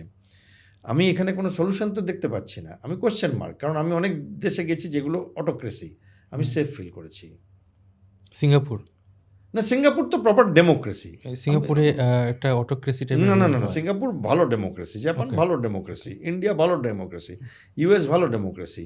আই এম টকিং অফ মানে যেখানে রাজার শাসন চলছে, যেমন ইউনাইটেড আরব এমিরেটস, শারজা, দুবাই, আপনার আবুধাবি, এই জায়গাগুলো গিয়েছি, কোনো অসুবিধা হয়নি। যা করতে চেয়েছি খেয়েছি, পড়েছি, পান করেছি, কোনো অসুবিধা হয়নি। খালি নিয়ম ভাঙতে পারিনি। তো সেখানে ওটা কি ভালো ঠিক জানি না, কারণ ওখানে এই সৌদি আরবে আপনি যদি যান চুরি করলে হাত কেটে দেয়, এখনও চলছে, পাথর ছোড়া হয় সাজা হিসাবে। আমি জানি না, আমার কাছে ক্লিয়ার অ্যান্সার্স নেই যে কোন system of governance best. But ভারতবর্ষে এইটা মানে চিরকালই চলে আসছে, এখন একটু বেশি দেখতে পাই, যেখানে আনন্দ পায় বহু মানুষ যদি দেখে যে ভারতবর্ষের কোনো ক্ষতি হচ্ছে। মানে ইটস ওকে, একটা পাকিস্তানের মানুষ ভারতবর্ষের যদি কোনো সামরিক দ্রব্য নষ্ট হয়েছে খুশি হয়, ইটস আন্ডারস্ট্যান্ডেবল। বাট ভারতীয় মানুষ হয়ে সেটা যখন হয়, সেই সাইকোলজিটা আমি বুঝতে পারি না। অন্তত হয়তো আমারই কোনো মেশিন ডিফেক্ট আছে, আমি ওটা বুঝতে পারি না যে এইটা কি সাইকোলজি যেখানে আমরা এইটাতে আনন্দ পাই। দেশের পুরোপুরি বিরুদ্ধে। হ্যাঁ, এরা কিন্তু সবাই এমন না যে সিআইএ এর টাকা খেয়ে করছে, অনেকে কিছু না খেয়েই করছে। জাস্ট এটাই আমার হবি, বা এটাই আমার বাবা করে এসছে, এটাই আমার পরিবার করে এসছে, এটাই আমার দল করে এসছে। ফ্যাশনের জন্য করছে, কুল সাজার জন্য করছে। অনেকে কুল সাজার জন্য করে, আমি জানি না, আমি এটা বুঝি না। আপনার উত্তরটা আমি ঠিক ভালো করে দিতে পারছি না এটাতে আর কি। স্যার, এখানে একটা প্রশ্ন আসে, যখন আপনি কার্গিল ওয়ারে ছিলেন, আপনি বললেন আপনার ওয়াইফ বাড়িতে ছিল, টেনশনে ছিল, এবং রিলেটিভরা বারবার করে ফোন করছে খোঁজ খবর নেওয়ার জন্য। সে সময় নিউজ রিপোর্টার যারা ছিল তারা লাইভ কভারেজ দিচ্ছিল পুরো ওয়ারটার, এবং যে কারণে যুদ্ধে অনেক ক্ষয়ক্ষতি হয়েছিল আমাদের ভারতের পক্ষে। আবার আমরা অপারেশন সিন্দুরের সময় দেখছি সারা রাত ধরে পুরো মিথ্যা প্রচার করে গেল, করাচিতে অ্যাটাক করে দিয়েছে, পাকিস্তানে এই করে দিয়েছে, ওই করে দিয়েছে। আপনার মনে হয় না যে সামরিক ক্ষেত্রে বা যুদ্ধের সময় মিডিয়াকে কন্ট্রোল করা উচিত? ফার্স্টলি আমি কার্গিল ওয়ারে কার্গিলে ছিলাম না, কার্গিল ওয়ারে কাশ্মীরে ছিলাম। আচ্ছা। হ্যাঁ, ওটা মানে কার্গিল তো একটা ছোট জায়গা, সেখানে যারা ছিল তাদের চ্যালেঞ্জটা অনেক বেশি ছিল। আমাদের কাশ্মীরে অন্য জায়গায় পাকিস্তানকে সাজা দেওয়ার কাজ ছিল আর কি। সো এইবার আসি, বাট কার্গিল ওয়ারে ছিলাম, ইয়েস, কার্গিল ওয়ার মেডেল আছে আমার কাছে। এবার হচ্ছে যে আপনি যে প্রশ্নটা করলেন, আমি মনে করি কিছু জার্নালিস্ট, ভারত বিখ্যাত জার্নালিস্ট, তারা সোজাসুজি আমার ব্যক্তিগত মতামত শত্রু দেশকে সাহায্য করছিল। তারা কোথার থেকে বলছে সেটা রিপোর্ট করে যাতে আর্টিলারি শেল আসে ওই দিক থেকে, আমি মনে করি কার্গিল ওয়ারে। এইবার এটা তাজ হোটেলের দিনেও হয়েছিল। টেররিস্টরা ভারতের টিভি দেখে বলছিল যে এখানে এখানে ভারতের ফোর্স ল্যান্ড করছে, এনএসজি ল্যান্ড করছে ওপরে ছাদে, এরকম করে বলছিল, এইখানে লুকিয়ে রেখেছে, ওখানে গিয়ে মারো। আমি মনে করি হ্যাঁ, এই সময় একটুখানি প্রেসকে কন্ট্রোল করা উচিত, এইরকম ন্যাশনাল এমার্জেন্সির সময়। বাট আমার মনে করাতে কিছু হবে না, এটা তো দেশের ব্যাপার, ডেমোক্রেসির ব্যাপার। বাট এত ছুট, আর আমি মনে করি যখন 24/7 কোনো নিউজ চ্যানেল চালাতে হয়, তখন তারা নিউজ ক্রিয়েট করে, তখন আর নিউজ দেখায় না, দে ক্রিয়েট নিউজ, যে নাহলে দেখাবো কী করে। যেটা হচ্ছে মানুষকে আপনারা দেখেছেন এখানে, যেটা আপনি অফ শিডিউল বললেন, সেটা ছাড়া নর্মাল পশ্চিমবঙ্গের ফ্লাডে, মানে যেখানে গোড়ালি দিয়ে ভেজা, সেখানে লোকে ডুবে যাচ্ছে দেখিয়েছে, আমরা নিজেরা দেখেছি নানান চ্যানেলে, আমি নাম বলবো না, তাদের সঙ্গে তো আমি কাজও করি অনেকের সাথে। ফলে এই ব্যাপারটা হচ্ছে একটা বাধ্যকতা, যে ইকোনমিক্যাল ভায়াবিলিটির জন্য, যে 24/7 আমাকে চালাতে হবে নিউজ। এবার নিউজ যদি না থাকে কি করব? তো তখন ওই মানে আপনি কি খান, আপনি কি পড়েন, নেতা কি খেয়ে বাড়ি যাচ্ছে, এগুলো তো নিউজ না। তখন it becomes gossip, then it becomes entertainment. তো এখন সেটাই হয়ে গেছে। তো সেইখানে একটা দায়িত্বশীলতা থাকা দরকার, একটা রেস্ট্রিকশন থাকা দরকার। আমার মনে হয় অফ শিডিউলের শেষের দিকে একটা রেস্ট্রিকশন এসেছিল গভর্নমেন্ট থেকে, যে কোনো কিছু এগুলো বলা যাবে না যেগুলো আপনারা বলছেন, এবং সেটা ওরা ফলো করেছিল। কারণ আমি নিজেও কভার করছিলাম তো অনেক সময়, তো ওই জন্য আমার মনে হয় একটা এসেছিলো, আমি একটু আঁচ পেয়েছি। স্যার, একটা জিনিস দেখা যায়, মানুষ আর্মিকে যতটা না রেসপেক্ট করে ততটা কিন্তু পুলিশকে করে না, এর কারণ কি? দেখুন, অনেকগুলো কারণ আছে। প্রথম কারণ আমি পুলিশকেও যথেষ্ট সম্মান করি। পুলিশ মানেই লোকে ভাবে যে ট্রাফিক পুলিশ। হ্যাঁ, আমার মনে হয় দুটোই সার্ভিস, দুটোই ইউনিফর্ম সার্ভিস। বাট আর্মি অতটা সহজলভ্য না, কারণ আপনারা দেখতে পান না, ক্যান্টনমেন্টের ভেতরে ঢুকতে পান না। দ্বিতীয়, আর্মির যে কাজটা সেটা হচ্ছে দেশের বাইরের শত্রু থেকে আপনাদেরকে সুরক্ষিত রাখা। পুলিশের কাজটা হচ্ছে mainly crime, law and order maintain করা, ক্রাইম প্রিভেনশন করা। দুটো কাজের পরিধি আলাদা। ফলে পুলিশের সাথে এত বেশি পাবলিক ডিলিং হয় মানুষের, আর যেহেতু পাবলিক ডিলিং যেখানে হয় সেখানে একটা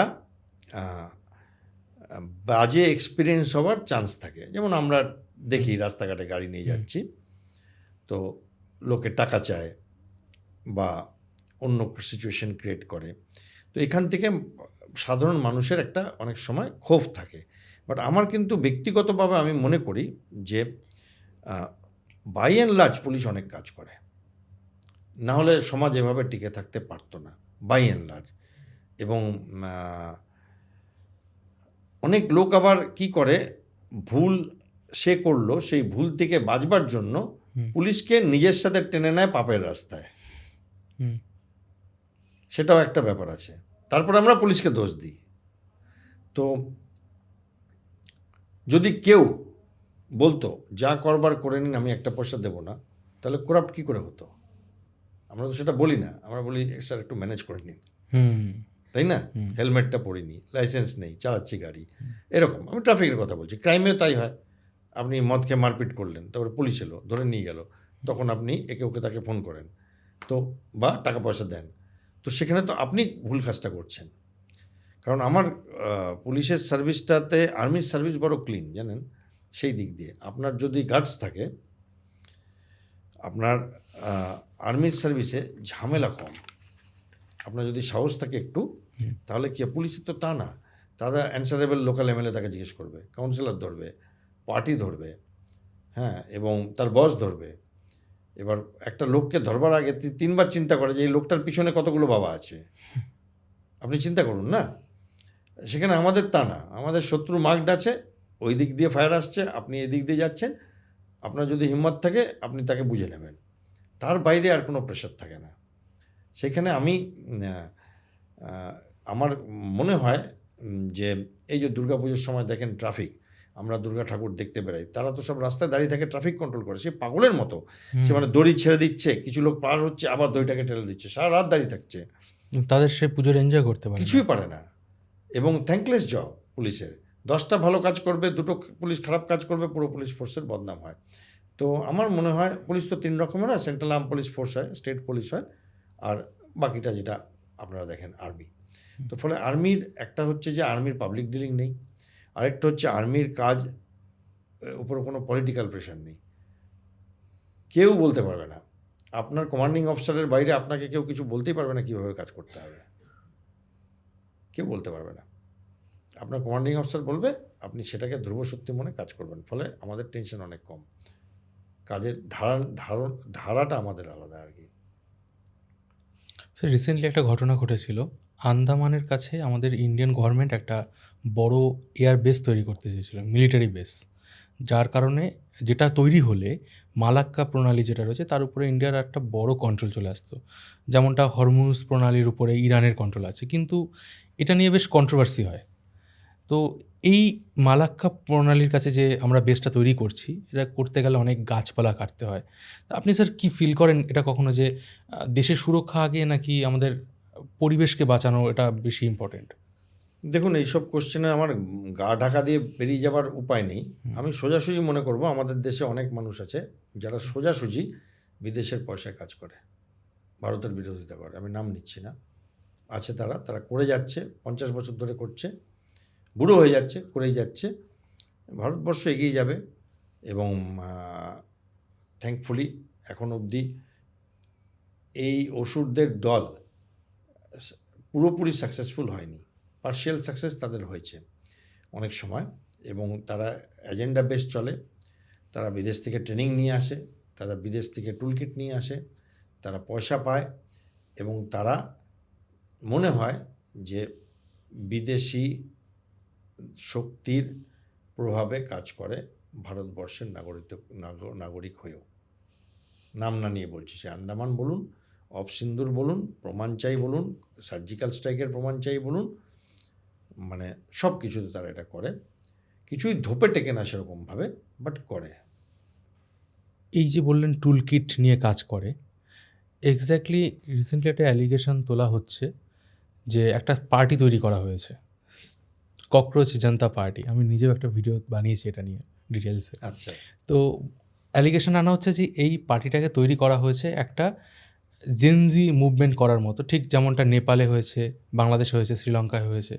আপনার কি মনে হচ্ছে ভারতে এরকম ধরনের একটা মুভমেন্ট চালিয়ে সেটা কি সরকার পরিবর্তন করে ফেলাটা কি সম্ভব আদৌ? এটার অনেকগুলো দিক আছে। প্রথম কথা, এখন অবধি পার্টি হয়নি। পার্টি হলে ইলেকশন কমিশনকে রেজিস্টার করতে হবে, কোনো পার্টি রেজিস্টার হয়নি। একটা ইন্টারনেটে ডিজিটাল একটা নাম হয়েছে, বাট এর পিছনে একটা গল্প আছে। সেটা হচ্ছে কিছু মানুষ যারা দায়িত্বে আছেন, বড় দায়িত্বে, বড় বিচারপতি, বড় সিনেমা স্টার, বড় পলিটিক্যাল লিডার, তাদের মুখ, মানে তাদের মুখকে সংযম দেওয়া উচিত, বাক সংযম যেটা বলে, তাদের করা উচিত। এটা শুরু কিন্তু এরা করেনি, শুরু করেছে ভারতবর্ষের উচ্চপদস্থ মানুষরা। পরে তারা একটা এখান থেকে বেরিয়ে আসার একটা ক্ষমা চাইবার ব্যাপারও করেছে, সেটাও পরিষ্কারভাবে করেনি। বাট ব্যাপারটা হচ্ছে যারা চাকরি পায়নি, প্রত্যেক দেশেই বেকার আছে, আমেরিকাতেও আছে, আমাদের দেশেও আছে, পাকিস্তানেও আছে, জার্মানিতেও আছে, জাপানেও আছে। কিন্তু বেকারত্বের জ্বালা যে মানুষটা গত 50 বছর 40 বছর ধরে বড় বাংলো, বড় স্যালারি, বড় ভিআইপি গাড়ি, লোক লস্কর উপভোগ করছে, সে কী করে বুঝবে? বাট তার মুখ খোলা উচিত না। মানে আমি বলছি যে একজন দরিদ্র ইউটিউবার, সে যখন পকেট পরোটাওয়ালার ফোন করে, মানে ফটো করে, সে চায় 2 টাকা পাবে, সে ভিউ করে। ওনার কি ভিউয়ের দরকার কন্ট্রাডিক্টরি স্টেটমেন্ট দিয়ে? আমি তো মনে করি যে দরকার ছিল না, অহেতুক এই ব্যাপারটা করলো। প্রথম কথা, পার্টি এখনও হয়নি, এটা ডিজিটাল পার্টি। পার্টি করতে ফান্ডস লাগে, পার্টি করতে অন গ্রাউন্ড পিপল লাগে, পার্টি করতে সমর্থক লাগে যারা রোদে এসে জলে ভিজে জিন্দাবাদ করবে। সেগুলো কিছু হয়নি। একটা নাম্বার অফ ফলোয়ার্স হয়েছে, সেটা নিয়ে বলছে আমরা বিজেপিকে হারিয়ে দিচ্ছি, এরকম কিছু বলছে, যে ওদের 80 লক্ষ, আমাদের 2 কোটি বা এরকম, এগুলো কথাবার্তা হচ্ছে। ঠিক আছে, ওগুলো সোশ্যাল মিডিয়ায় চলছে, বাট এভরিবডি নোজ ওটা কোনো প্র্যাকটিক্যাল সলিউশন না। কারণ এই মুহূর্তে অরিজিৎ সিং ভালো গানা গায়, অরিজিৎ সিংয়ের ডবল ফলোয়ার্স আছে অনেক গায়কের। That doesn't mean that Arijit Singh তাদের থেকে ইনফেরিয়ার। ফলে এইটা ওই ইনস্টাগ্রাম ফলোয়ার বেড়ে গেছে বলে আমি জিতে গেছি, এইটা না। ভোটে জিততে হবে, পার্টি করতে হবে, হোয়াই নট? আরশোলা নাম হোক, মশা নাম হোক, হোয়াই নট? সেটা করতে হবে। এখন অবধি তো সেসব কিছু হয়নি। বাট আমি ওই কথাটা বলছি না, আমি বলছি এটা শুরু কীভাবে হলো। মানে এরা বলছে আমরা চাই আনএমপ্লয়েড লোক, অলস লোক যারা ইন্টারনেট করতে পারে, ওরা দিয়েছে, কারা কারা আমাদের পার্টির মেম্বার হতে হবে। এটা হলো কি করে? এই আরশোলা কথাটা কে বলল, কেন বলল? আপনার মনে হয় না যারা এই পোস্টে আছে, এই জায়গায় আছে, আমি আবার বলছি, আপনার মনে হয় না যে কোনো গায়ক, কোনো রাজনীতিবিদ, আমাদের এখানেও তো আমরা দেখেছি যে যিনি সিনেমা করেন তিনি বলছেন রগরানি হবে। হ্যাঁ, এটা বলবার দরকার ছিল? আপনি পার্টি করুন, সিনেমাও করুন, আরেকটা পার্টি করুন, কোনো অসুবিধা নেই, সেই পার্টির হয়ে ভোট চান। বাট আরেকটা মানুষকে বা অনেক অনেক মানুষকে যে অপ্রেসড হচ্ছে সেইটা নিয়ে উল্লাস, এটা কি মানসিকতা? বা কোনো পলিটিক্যাল লিডার বলছে 4টের সময় ডিজে বাজাবো, এই লেভেলে মুখ সংযত করা উচিত। বা কোনো বড় বিচারপতি বলছেন যে এরা সব আরশোলার মতো, কাকে বলেছেন কি বলেছেন, বাট বলেছেন তো বটে, এবং এখন একটু ব্যাক গিয়ারও মেরেছেন। এগুলো দরকার ছিল এনাদের ভিউজ দরকার। এখানে ওই স্পাইডারম্যানের ওই কোডটা মনে রাখা উচিত যে great power comes with great responsibility. একটা সাধারণ মানুষ সে যদি 2টো নোংরা কথা বলুক, সে ইউটিউবে বলছে, সে তার কাছে ওইটুকুনি আছে, তার কাছে একমাত্র আছে মৌলিক অধিকার, আমি আমার প্রধানমন্ত্রীকে গালাগালি দিয়ে রাত্রিবেলা জল খেয়ে ঘুমিয়ে পড়বো, সকালবেলা আমার আবার স্ট্রাগলটা শুরু হবে, বাট আমার মাথায় থাকবে আমি আমার প্রধানমন্ত্রীকে একটা গালাগালি দিয়েছি। বাট ওই লেভেলের লোক যারা চিরকাল গভর্নমেন্টের যেটা ক্রিমি লেয়ার সেখানে বসে আছেন, তাদেরকে এই মানুষগুলোর ওপরে কি বলার বাকসঙ্গে আপনি কি চিন্তা করছেন সেটা মুখে কেন আনছেন? আচ্ছা, প্রশ্ন হচ্ছে যে এরা যদি আজকে গ্রাউন্ড লেভেলেও কিছু করে, ভারতের অবস্থা কি কখনো আমার মনে হয় নেপাল বা বাংলাদেশ মতো হতে পারে? আমার মনে হয় না। কেন? এর কারণ কি? Size number 1, very powerful democracy. নেপালের ডেমোক্রেসি কবে হয়েছে, কতদিন হয়েছে, তাই না? বাংলাদেশের স্ট্যাটাস কি? বেশ কয়েকবার মিলিটারি রুলও হয়েছে। মিলিটারি রুলই তো চলেছে। আরে যখন মিলিটারি রুল হয়নি তখন কারা শাসন করছিল? খালেদা জিয়া কে ছিলেন? জেনারেল জিয়ার বউ। তো মিলিটারি রুলই তো চলছে।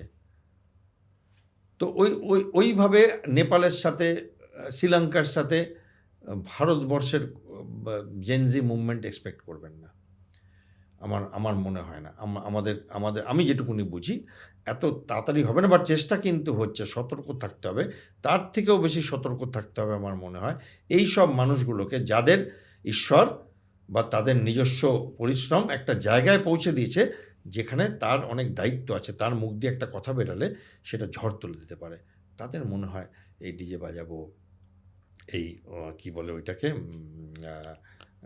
রগরানি দেব বা আরশোলা, এইগুলো বাক সংযমের প্রয়োজন আছে।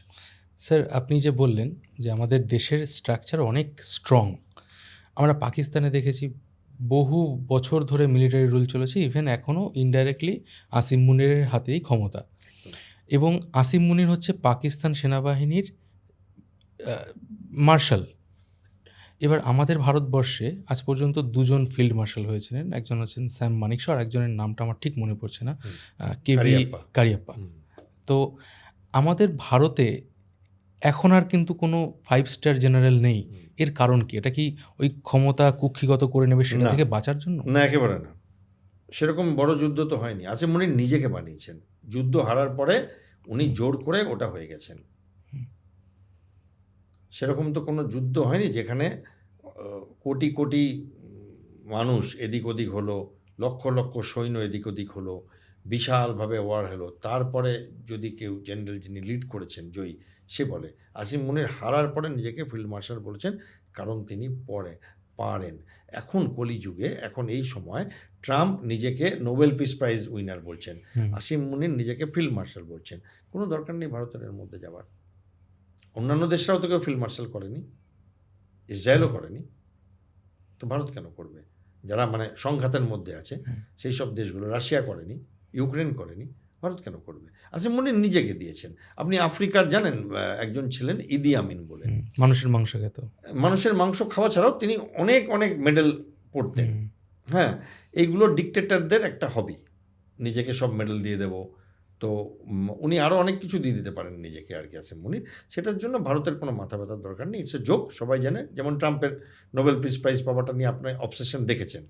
একদিকে বলছেন আজকে রাত্রে ধ্বংস করে দেবো ইরানকে, আরেকদিকে শান্তির নোবেল শান্তি পুরস্কার পাওয়ার প্রয়াস চালাচ্ছেন। দুটো একসাথে করছেন, মানে উনি কনফিউজড, উনি যুদ্ধবিদ না শান্তিবিদ আর কি। তো এইগুলো এখন চলে, বাট সেগুলো ইম্যাচিওর লিডারশিপ করে। ফ্রান্সের মানুষটি তো করছেন না, জার্মানির মানুষটি তো করছেন না, ইটালির মানুষ তো করছেন না, রাশিয়ার মানুষটি তো করছেন না। তারা কোনো ফিল্ড মার্শাল বানাননি, তাদের তো যুদ্ধ চলছে 4 বছর ধরে। আসিম মুনির নিজেকে দিয়েছেন। ভারতের কোনো এটা নিয়ে চিন্তা করবার দরকার নেই। আসিম মুনির আসার পর থেকে ইন্ডিয়ার যে ইনসার্জেন্সির পরিমাণটা অনেকটা বেড়ে গেছে। যেমন পুলওয়ামা হামলা হলো, পেহেলগাম হামলা হলো। এবার একটা প্রশ্ন হচ্ছে আমার, 9/11 হলো আমেরিকায়, তারপর থেকে আমেরিকায় আজ পর্যন্ত কোনো বড় টেররিস্ট অ্যাটাক হয়নি, কিন্তু ভারতে 2008-এর পর থেকে এখনও বেশ কয়েকটা টেররিস্ট অ্যাটাক হয়েছে। আপনি বেশ কত বছর অ্যান্টি টেররিজম ডিপার্টমেন্টের সাথে যুক্ত ছিলেন। কি মনে হয় এই টেররিজমগুলোকে আমরা আটকাতে পারছি না কেন? শুধুমাত্র কি আমাদের পপুলেশনের সাইজের জন্য, নাকি ভিতরে ইন্টারনালি আমাদের কিছু প্রবলেম রয়েছে? না, ইন্টারনাল প্রবলেম না। এটা হচ্ছে যে টেররিজম অন্য দেশের সাপোর্টে চলে, সেই টেররিজমকে ওই রকমভাবে আটকানো যায় না, কন্টেন করা যায়, লিমিট করা যায়। আর যেটা হয় যে আমরা আটকাচ্ছি, প্রতিনিয়ত আটকানো হচ্ছে, প্রতিনিয়ত বর্ডার দিয়ে লোক ঢোকার চেষ্টা করে, গুলি খেয়ে মরে, প্রতিনিয়ত পাকিস্তানের সাথে। এবং আপনি যেটা বললেন যে পাকিস্তান আমাদের সাথে হয়ে অনেকটা করে দিয়েছে, আমার মনে হয়, আমি ব্যক্তিগত মতামত, যে পাকিস্তান আমাদের থেকে বেশি লোকসান হয়েছে তাদের টেররিজমের পিছনে স্পন্সর করবার জন্য। They may be harming us, but they have harm themselves বেশি আর কি, মোর। কার্গিল ওয়ারের পরে আমাদের 600+ সৈন্য মারা গেছেন, রাইট? পাকিস্তানের কি হয়েছে, প্রধানমন্ত্রী চলে গেলেন, ডেমোক্রেসি শেষ হয়ে গেল, পারভেজ মুশারফ বসে গেলেন, কার্গিল ওয়ার, রাইট? তাহলে কে বেশি হারালো? আমাদের অনেকটা প্রাণ গেল, ওদেরও প্রাণ গেছে, বাট ওদের ডেমোক্রেসিটাও চলে গেছে, ওদের মিলিটারি লোক এসে ওপরে বসে পড়লো, নাম্বার ওয়ান। এবার আসুন অফ সিন্দুর, আমাদের একটা যুদ্ধের ব্যাপার এসছে আসিম মুনিরের জন্য, 22 জন বা মানুষ আমরা ওই পেহেলগাঁওতে মারা হয় সাধারণ মানুষকে ধরে ধরে। বাট পাকিস্তানের কি ক্ষতি হয় সেটাও দেখুন, 11টা এয়ারফিল্ড সারা পৃথিবীর সামনে ভারত ধ্বংস করেছে, ওগুলো দেখা গেছে মানে ইন্টারনেটে। লোকে বলে যে ওদের নিউক্লিয়ার বমের কোনো শেল্টার কেউ নাকি ভারত ঢুকে দিয়েছে, আমি জানি না, বাট ইন্ডিকেশন আছে সেরকম। এবং ওদের দেশে আবার অলমোস্ট মিলিটারি রুল শুরু হয়ে গেছে, ইকোনমি ডোল ড্রামসে চলে গেছে। তাহলে হরে ধরে আমাদের নাক কেটেছে, বাট মানে বা আমাদের যাত্রা ভঙ্গ হয়েছে, বাট ওদের তো নাক কাটা গেছে আর কি। তো ফলে আমাদের ওরা চেষ্টা করে যাচ্ছে, বাট আমি এটা মানি না যে আমরা ঠেক দিতে পারছি না, যথেষ্টভাবে ঠেক দিচ্ছি, বাট দেশ অনেক বড়, শত্রু অনেক বেশি। বড় বড় দেশ যেমন চীন, আমরা যুদ্ধ লড়েছি, শত্রু মানা যায়, পাকিস্তান মারা যায়, বাট যেসব দেশগুলোর সাথে আমরা যুদ্ধ লড়িনি, বাণিজ্যিক সম্পর্ক, তারা ভারতের সাথে শত্রুতা করছে, তারা ভারতের সম্বন্ধে কথা বলছে। আমেরিকা কখনো ভারতকে হেল হোল বলছে, কখনো বলছে ডেড ইকোনমি, এবং কখনো চেষ্টা করছে ভারতকে ইন্টারন্যাশনালি নাস্তানাবুদ করবার, দেখা যাচ্ছে। তো সেইখানে আমাদের কাছে চ্যালেঞ্জটা অনেক বড়, চ্যালেঞ্জটা খুব টাফ বলে সাধারণ মানুষের মনে হয় শেষই হচ্ছে না।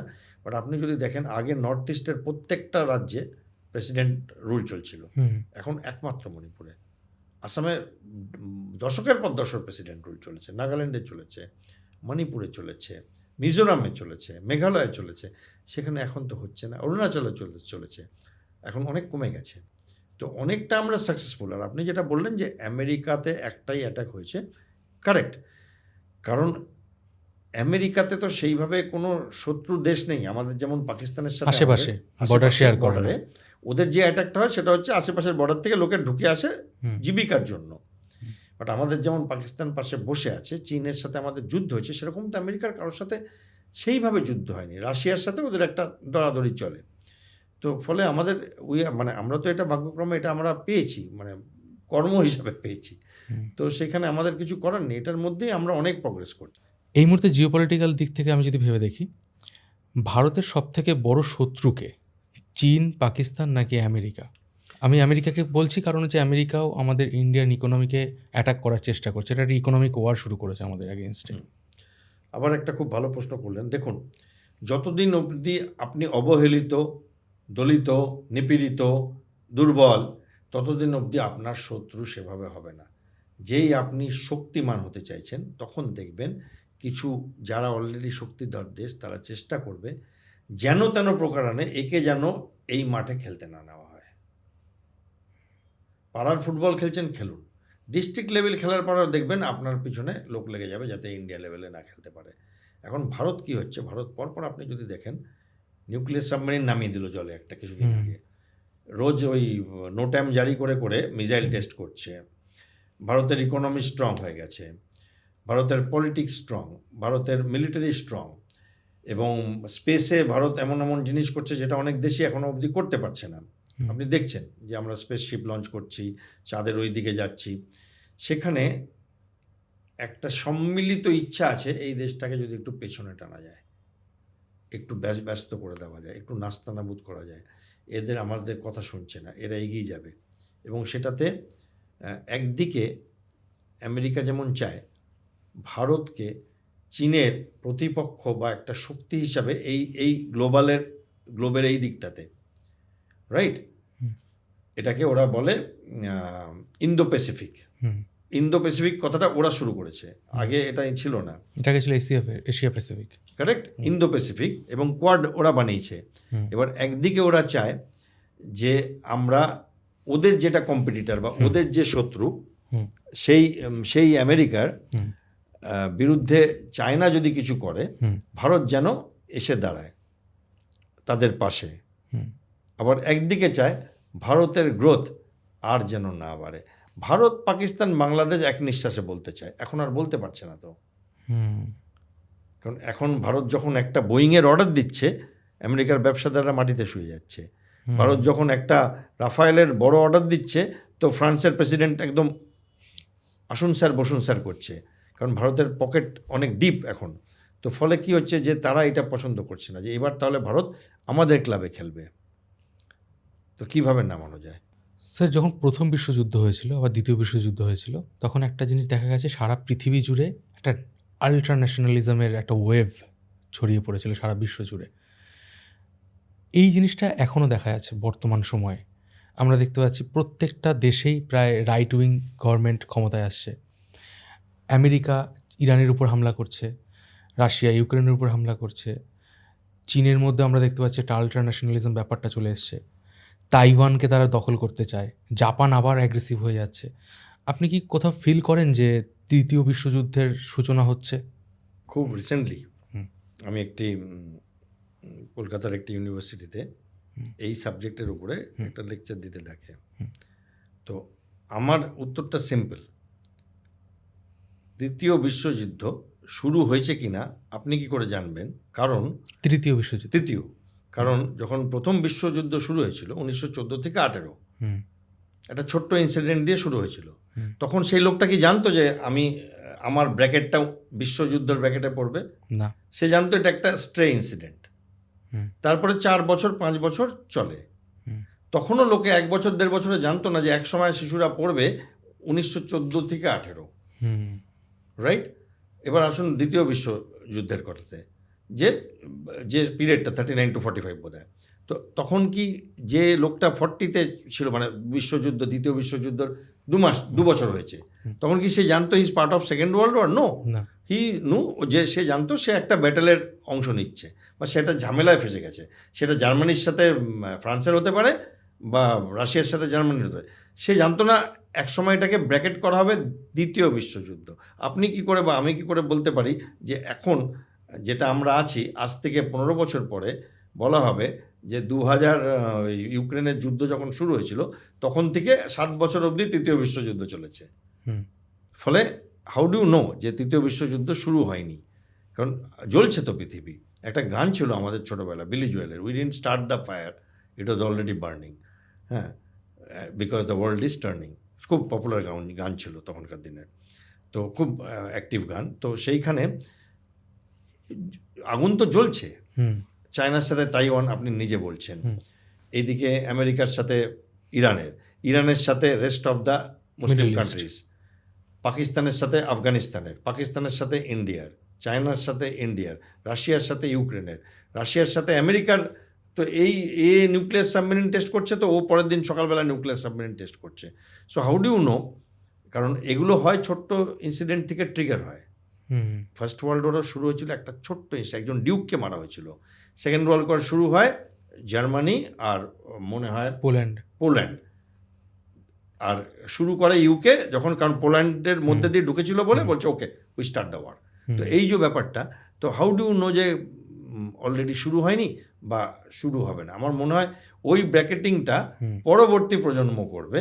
আমরা বলতে পারবো না তৃতীয় বিশ্বযুদ্ধের এক্স্যাক্ট ডেট কবে শুরু হয়ে গেছে। আমার মতে শুরু হয়ে গেছে, এবং কত বছর চলবে আমরা বলতে পারবো না। যেভাবে চলছে ডেফিনেটলি পৃথিবী একটা ধ্বংসের দিকে এগাচ্ছে আস্তে আস্তে। যেভাবে রাষ্ট্রনেতারা হুমকি দিচ্ছে আজ রাতে ইরান শেষ হয়ে যাবে, একজন সর্বশক্তিমান দেশের রাষ্ট্রনেতা সে যদি পাবলিকলি এটা বলে, তো কি মেসেজ যায় পৃথিবীর থেকে?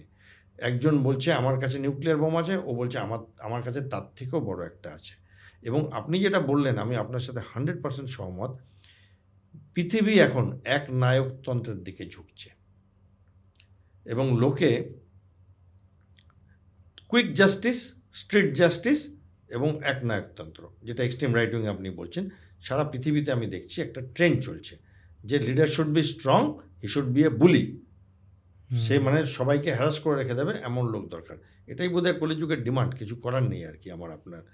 তো আমরা চাইবো শান্তি হোক পৃথিবীতে। আরও অনেক সমস্যা আছে যুদ্ধ ছাড়া, শিশুরা অনাহারে মারা যাচ্ছে, বন্যা হচ্ছে, খরা হচ্ছে, সায়েন্স দিয়ে আমরা এখন এগুলো কন্ট্রোল করতে পারলাম না। আমরা খালি মিসাইল বানিয়ে যাচ্ছি, কত স্পিড, শব্দের থেকে 10 গুণ বেশি দ্রুতগামী, হ্যাঁ, সুপারসনিক মিসাইল, হাইপারসনিক মিসাইল এই বানিয়ে যাচ্ছি আমরা। আফ্রিকার শিশুদের খাদ্যের সমস্যা বা জলের সমস্যা, তার সুরাহা করতে পারছি না। সুরাহাগুলো করতে পারছি না, করতে কিন্তু পারি, বাট আমাদের ফোকাসটা অন্যদিকে। এইভাবেই হয়তো আমরা ধ্বংস হবো একদিন। এই নিয়ে তো অনেক সিনেমাও হয়েছে না, প্ল্যানেট অফ দ্য এপস। আজকের দিনে ভারতে প্রায় 14 লক্ষ অ্যাক্টিভ মিলিটারি পার্সোনাল আছেন, আপনি বলেছিলেন। কিন্তু আজকে যে মডার্ন ওয়ারগুলো হচ্ছে, যেমন ধরুন আমেরিকা ইরানের উপর হামলা করে দিল, সেখানে গ্রাউন্ডে কিন্তু সোলজার যাচ্ছে না, মিসাইল ছুটছে, ড্রোন ছুটছে। আপনি যখন মিলিটারি জয়েন করেছিলেন 1988-এ, তখন তো এত ড্রোনের ব্যবহার ছিল না। না, ছিল না। আপনার কি মনে হয় মডার্ন যে ওয়ারফেয়ার হবে সেটা মিসাইল আর ড্রোনের উপরেই থাকবে এবং আস্তে আস্তে আর্মি, গ্রাউন্ড সোলজার, এই রিক্রুটমেন্টগুলো ধীরে ধীরে আরও কম হবে? হ্যাঁ, একটা টেকনোলজিক চেঞ্জ হচ্ছে। দেখুন, আজকের কেন কথা বলছেন, লেট স্টার্ট ফ্রম মহাভারতের যুদ্ধে। দেখুন, যদি মহাভারতের যুদ্ধে, বা আপনি মহাভারতের যুদ্ধ ছাড়ুন বা তারও পরের কোনো যুদ্ধে যদি দেখেন একটা মেশিন গান থাকতো, তাহলে যুদ্ধের গল্পটা অন্যরকম হতো। সেই মেশিন গানটা যার কাছে থাকতো, রাইট?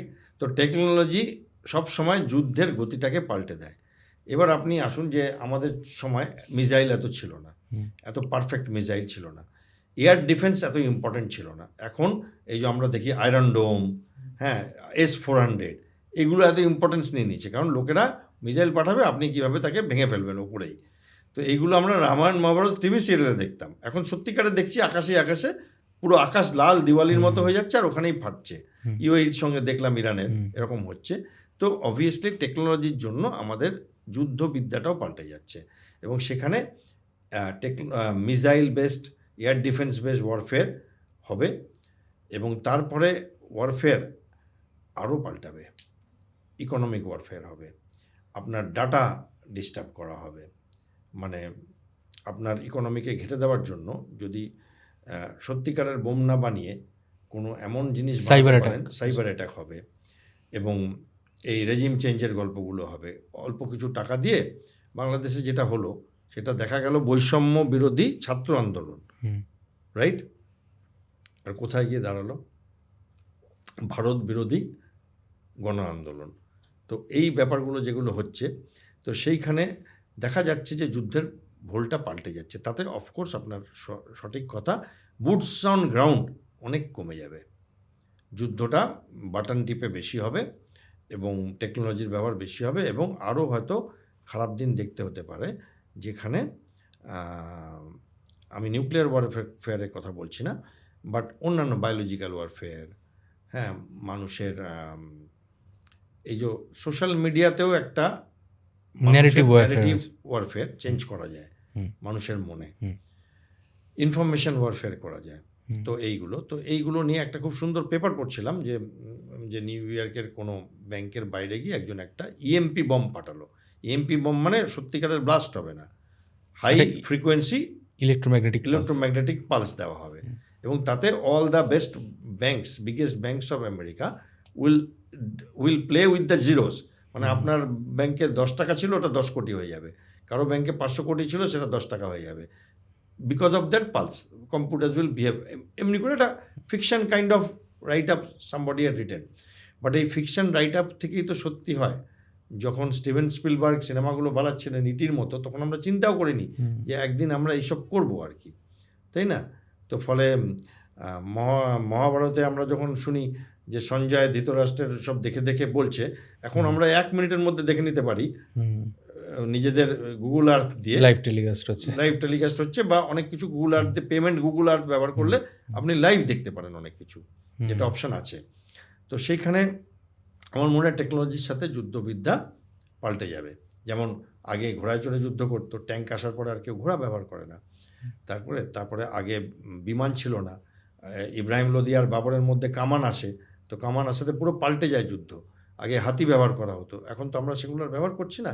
তেমনি হয়তো ইনফ্যান্ট্রি বা পদাতিক সৈন্যবাহিনীর ব্যবহার কমবে, এবং অন্যান্য ওয়ারফেয়ারের দিকে ব্যবহার হবে। আমি তো এটাও শুনছি এনভায়রনমেন্টাল ওয়ারফেয়ার শুরু হয়ে যাচ্ছে, মানে অন্য দেশের মেঘ চুরি করে নিয়ে পালিয়ে গেলেন আপনি, হ্যাঁ, মেঘ সিট করে দিলেন, অসময়ে বৃষ্টি নামিয়ে দিলেন, চুপচাপ, কেউ জানতেও পারলো না। এই যে ড্রোন এত সস্তা, ড্রোনকে বাঁচাতে গিয়ে আমেরিকার একটা প্যাট্রিয়ট মিসাইল, তার দাম $3 মিলিয়ন, $2 মিলিয়ন, একটা ড্রোনের দাম $5,000, $8,000। তো 1:200 টাইমস কস্ট হয়ে যাচ্ছে। তো সেখানেও 100টা ড্রোন পাঠাচ্ছে, ও 6-7টা প্যাট্রিয়ট মিসাইল খরচা করে ফেলছে, ইকোনমিক ড্রেন হয়েছে। তো সবাই এখন একটা পরিমরি করে, আমরা যেমন এক সময় চালাতাম, সেগুলো আপনারা দেখেননি, কম্পিউটার ফ্লপি, তারপরে হ্যাঁ, ডিস্ক। ফ্লপি, ডিস্ক না, ডিস্ক অনেক পরে এসছে, আচ্ছা। ফ্লপি ছোট্ট একটা জিনিস থাকতো, সেটা কম্পিউটার ঢোকাতাম, তারপরে হলো সিডি, তারপরে হলো পেন ড্রাইভ।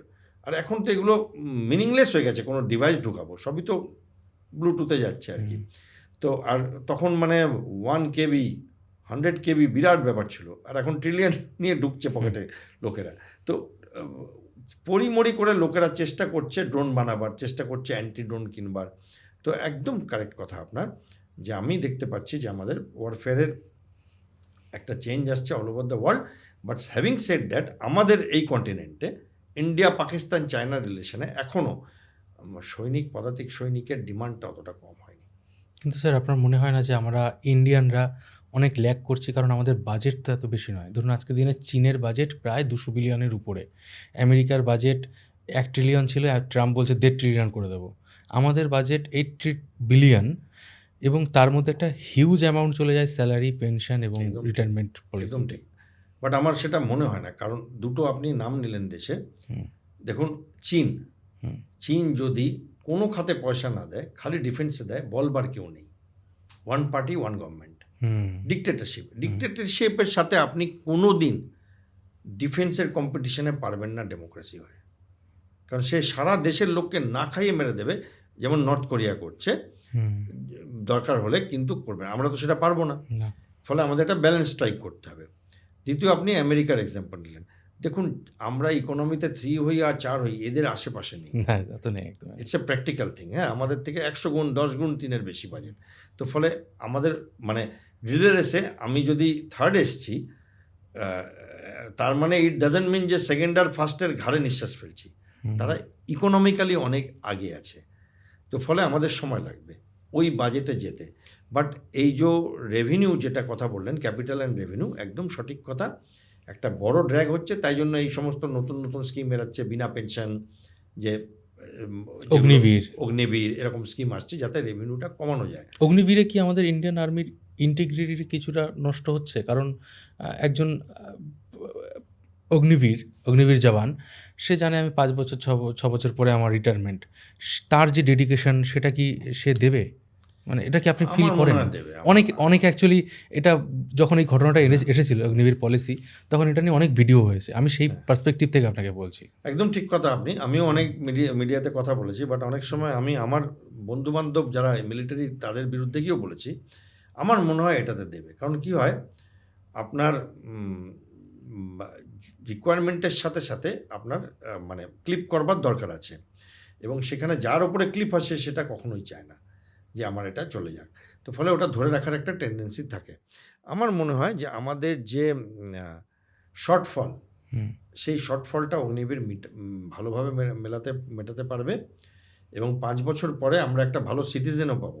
সে পরবর্তী সময় পুলিশে বা অন্যান্য কর্পোরেটে ভালো কাজ করতে পারবে, এবং তার কাছেও একটা কিছুদিনের একটা এক্সপিরিয়েন্স হচ্ছে জীবনের, অনেক স্কিলস সে শিখে যাবে, যেটা সে পরবর্তী জীবনে কাজে লাগাবে। এবং কিছু অগ্নিবীরকে তো নিয়েও নেওয়া হবে, সবাই যে 100% বেরিয়ে যাচ্ছে তা না, একটা রেশিও আছে।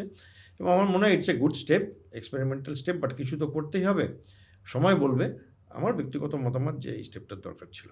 তবে স্যার একটা কথা এখানে বলতেই হয়, আমাদের ইন্ডিয়ার কাছে মিলিটারি বাজেট কম হলেও আমাদের ইন্ডিয়ার যে ডিফেন্স একাডেমিগুলো রয়েছে সেগুলো কিন্তু বেশ প্রেস্টিজিয়াস, এবং আপনি নিজেও এনডিএতে ছিলেন, ওখান থেকে গ্র্যাজুয়েশন করেছেন। স্যার এনডিএতে কীভাবে ট্রেনিং দেওয়া হয়? মানে ধরুন এমন কিছু বলুন যেটা আমরা সাধারণ মানুষরা হয়তো কল্পনাও করতে পারবো না।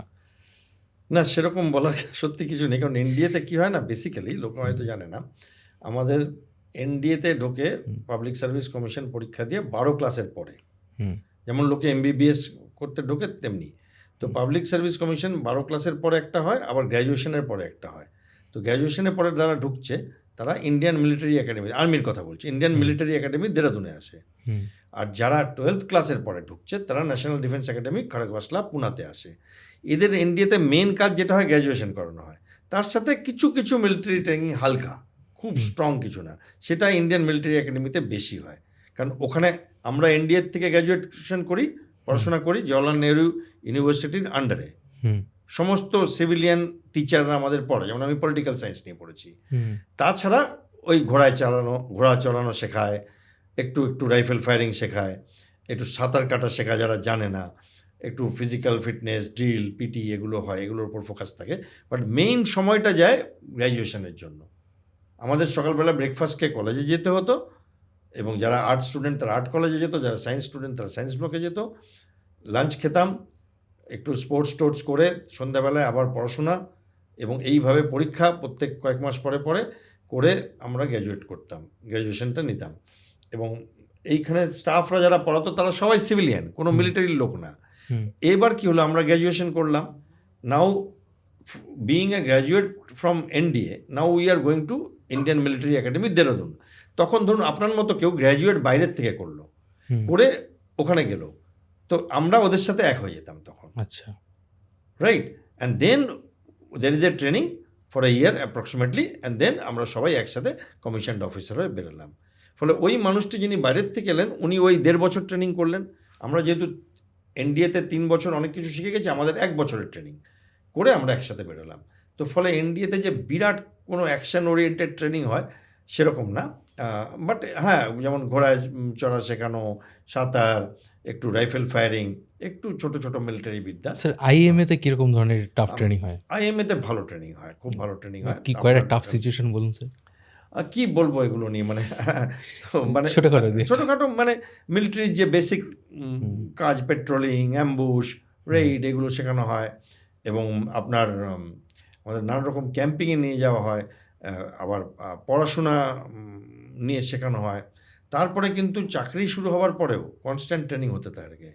মানে আফটার আপনি চাকরি জয়েন করবার পরে আপনাকে, মানে আপনি যদি ইনফ্যান্ট্রি হন, কমান্ডো কোর্স করতে হয় বেলগাঁওতে গিয়ে, সেখানে আরও অনেক কিছু এক্সট্রা ট্রেনিং জুটে যায়, এক্সপ্লোসিভ সম্বন্ধে, ডিমোলিশন সম্বন্ধে। তো এগুলো, তো এই ট্রেনিং কিন্তু চলতেই থাকে, মানে বুড়ো বয়সেও আমাদের ট্রেনিং নিতে হয়।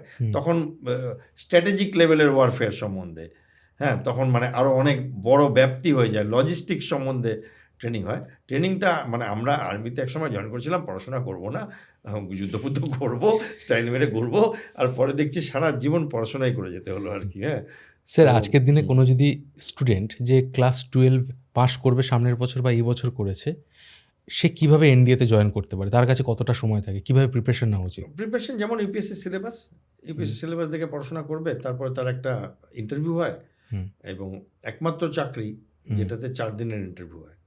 4 দিন? ওখানে থাকতে হয়। যেমন আমি এলাহাবাদে ছিলাম 4 দিন, এবং তারপর একটা মেডিকেল হয়, এবং মেডিকেল হওয়ার পরে আপনার মেরিট টেস্ট তৈরি হবে, সেখানে আপনি থাকলে আপনি যাবেন। এবং সিস্টেমটা তো ফেয়ার, কারণ আমার বাড়িতে কেউ আর্মিতে ছিল না। আমি যখন এই পরীক্ষাটা পাশ করলাম, পরীক্ষাটা তো আপনি পাশ করলেন, ইন্টারভিউতে গেলাম, তখন আমার সাথে যারা ইন্টারভিউ দিচ্ছিলেন তাদের অনেকেরই বাবা তখন আর্মির কর্নেল বা লেফটেন্যান্ট কর্নেল, তারা এসছেন ইন্টারভিউ দিতে। তাদের দেখে আমি ভাবলাম আমাকে তো নেবেই না, আমার বাবা স্কুল শিক্ষক ছিলেন। বাট এরকম তো হয়নি। তো সিস্টেম ফেয়ার আমি মনে করি, যে আমার কোথাও প্রমোশন আটকায়নি, কিছুই আটকায়নি। তো আর্মিতে এই ব্যাপারগুলো খুব ক্লিন, বড় ক্লিন একটা অর্গানাইজেশন। কাস্ট রিলিজিয়ান কোনো, আমার যেমন Jammu Kashmir light infantry 50% Muslims আমাদের, তো কোনো রকম ফারাক পড়ে না এগুলোতে আর্মিতে। এবং কোনো কোটা নেই, জওয়ান থেকে জেনারেল কেউ কোনো রিজার্ভেশন কোটায় আসেনি। ফলে এইটা একটা ভালো জিনিস আর্মি। আরেকটা হচ্ছে এত ভালো ভালো বীর মানুষদের সাথে কাজ করেছি, যে সাধারণ মানুষও একটুখানি কোটিং এসে যায় তার মধ্যেও, মানে অ্যালুমিনিয়ামও একটু কপার হয়ে যায়, কপার একটু গোল্ড প্লেটেড হয়ে যায়, অর্গানাইজেশন এত স্ট্রং। স্যার, এই কারণেই মনে হয়, এই যে আপনি বললেন না যে ইউনিটি, একটা অনেক রিলিজিয়ানের মানুষ, অনেক কাস্টের মানুষ, অনেক ফিনান্সিয়াল ব্যাকগ্রাউন্ডের মানুষ আর্মিতে আছে, তাদের মধ্যে একটা স্ট্রং ইউনিটি আছে। এই কারণে হয়তো আমার মনে হয় যে আমাদের দেশে যদি সবার আর্মি ট্রেনিং দেওয়া হয়, সবার মিলিটারি ট্রেনিং দেওয়া হয়, আমরা আরও একজোট হয়ে থাকতে পারবো। এই ধরুন এই যে আজকের দিনে হঠাৎ করে আমরা কিছু একটা করতে যাচ্ছি, একদল লোক উঠে বললো কেন পাকিস্তানে হামলা হবে, কেন এই হবে। সবার যদি মিলিটারি ট্রেনিং থাকতো আমার মনে হয় আরও বেশি আমরা সেটাকে অ্যাক্টিভলি মানে আটকাতে পারতাম। না, সেটার দরকার নেই, আমাদের মিলিটারি যথেষ্ট স্ট্রং, সেটার দরকার নেই। বাট সোসাইটিতে বেঁচে থাকার জন্য আমার মনে হয় মিলিটারি ট্রেনিং না হয়ে আমি বলবো যে কিছু ফিজিক্যাল ট্রেনিং, কিছু ডিসিপ্লিনিং একটা প্রয়োজন আছে মানুষের। এবং অনেক দেশে তো সেই সিস্টেমটা আছে যে তোমাকে কিছুদিনের জন্য ডিফেন্সে কাজ করতে হবে। এবং সেটা হলে কি হয় যে ছোটোখাটো ঘটনাতেও আপনি মানে সাহস করে এগিয়ে যেতে পারবেন। তো সেইটা মানে আমি মিস করি যখন দেখি যে একজন চাকুওয়ালা গুন্ডা 30 জন বাস যাত্রীকে বা ট্রেন যাত্রীকে ভয় দেখিয়ে রাখতে পারে, কারণ আমাদের বেসিক কারেজ নেই, একটা ফিজিক্যাল ডেফিসিয়েন্সি থেকে যায়। এবং সেই কারেজগুলো ট্রেনিংয়ে বাড়ানো যায়। মানে আমরাও তো সাধারণ কলকাতার গলির থেকে আর্মিতে গিয়েছিলাম, কোনোদিন চিন্তা করিনি যে এইসব কাজ করবো জীবনে। বাট ট্রেনিং এত ভালো, আর কলিগসরা এত ভালো হয়, এত প্রফেশনাল হয়, টিম এত ভালো পাওয়া যায় যে একটা মানুষ সে উতরে যায় আসলে জীবনে। কিন্তু স্যার একটা জিনিস দেখা যায়, আমাদের আর্মিতে পাঞ্জাব রেজিমেন্ট আছে, গোর্খা রেজিমেন্ট আছে, কিন্তু বেঙ্গল রেজিমেন্ট নেই। এর কারণটা কি? দেখুন, আমাদের আর্মির জনক হচ্ছে ব্রিটিশ ইন্ডিয়ান আর্মি।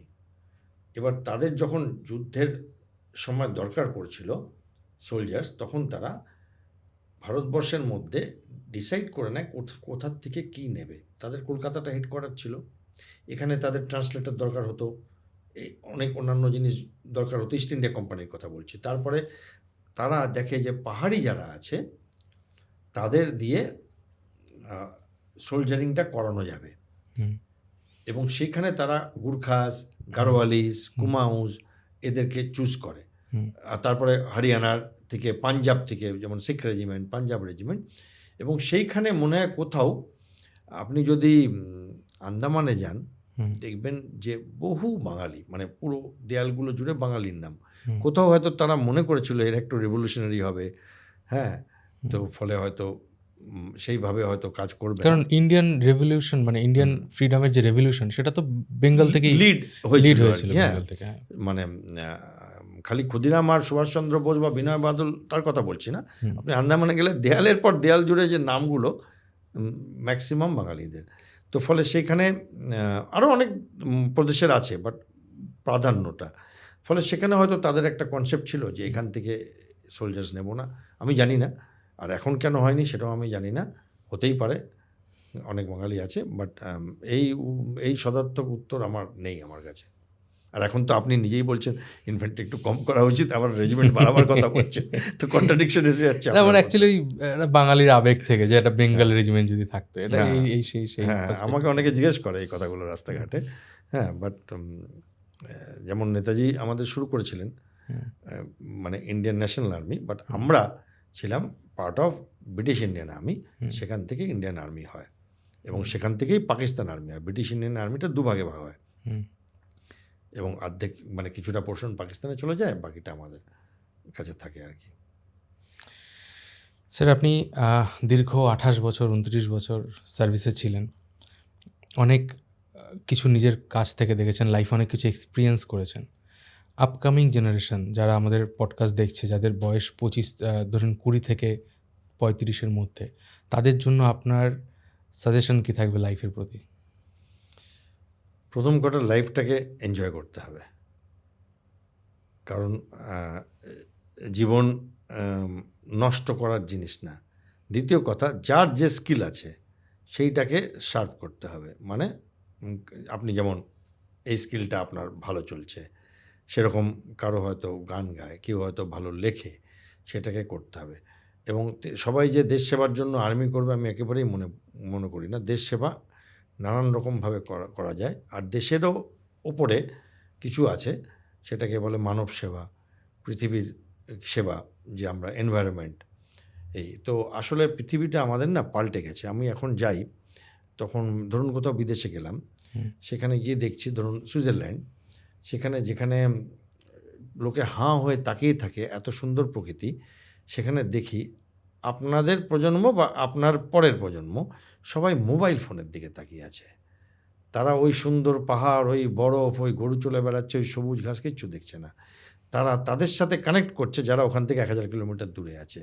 এটা দেখে আমরা কষ্ট পাই, কারণ এত স্ক্রিন টাইম বেড়ে গেছে মানুষের, যে মানুষ মানে মানে জম্বি টাইপের হয়ে যাচ্ছে স্ক্রিনের ওপরে নির্ভর। সেটা যদি আমাদের প্রজন্ম একটু কমায়, আমার মনে একটা বড় কাজ হবে। কারণ মোস্ট অফ দ্য টাইম আমরা গার্বেজ দেখছি স্ক্রিনে, লোকে রিল দেখছে, এই দেখছে, ওই দেখছে, ঘন্টার পর ঘন্টা কাটিয়ে যাই আমরা, এবং সবাই ভাবে কাল থেকে দেখবো না। বাট এইখানে কোথাও একটা তাদের জীবন স্ক্রিন ডমিনেটেড হয়ে যাচ্ছে, কালটা আর আসে না। কালটা আর আসে না।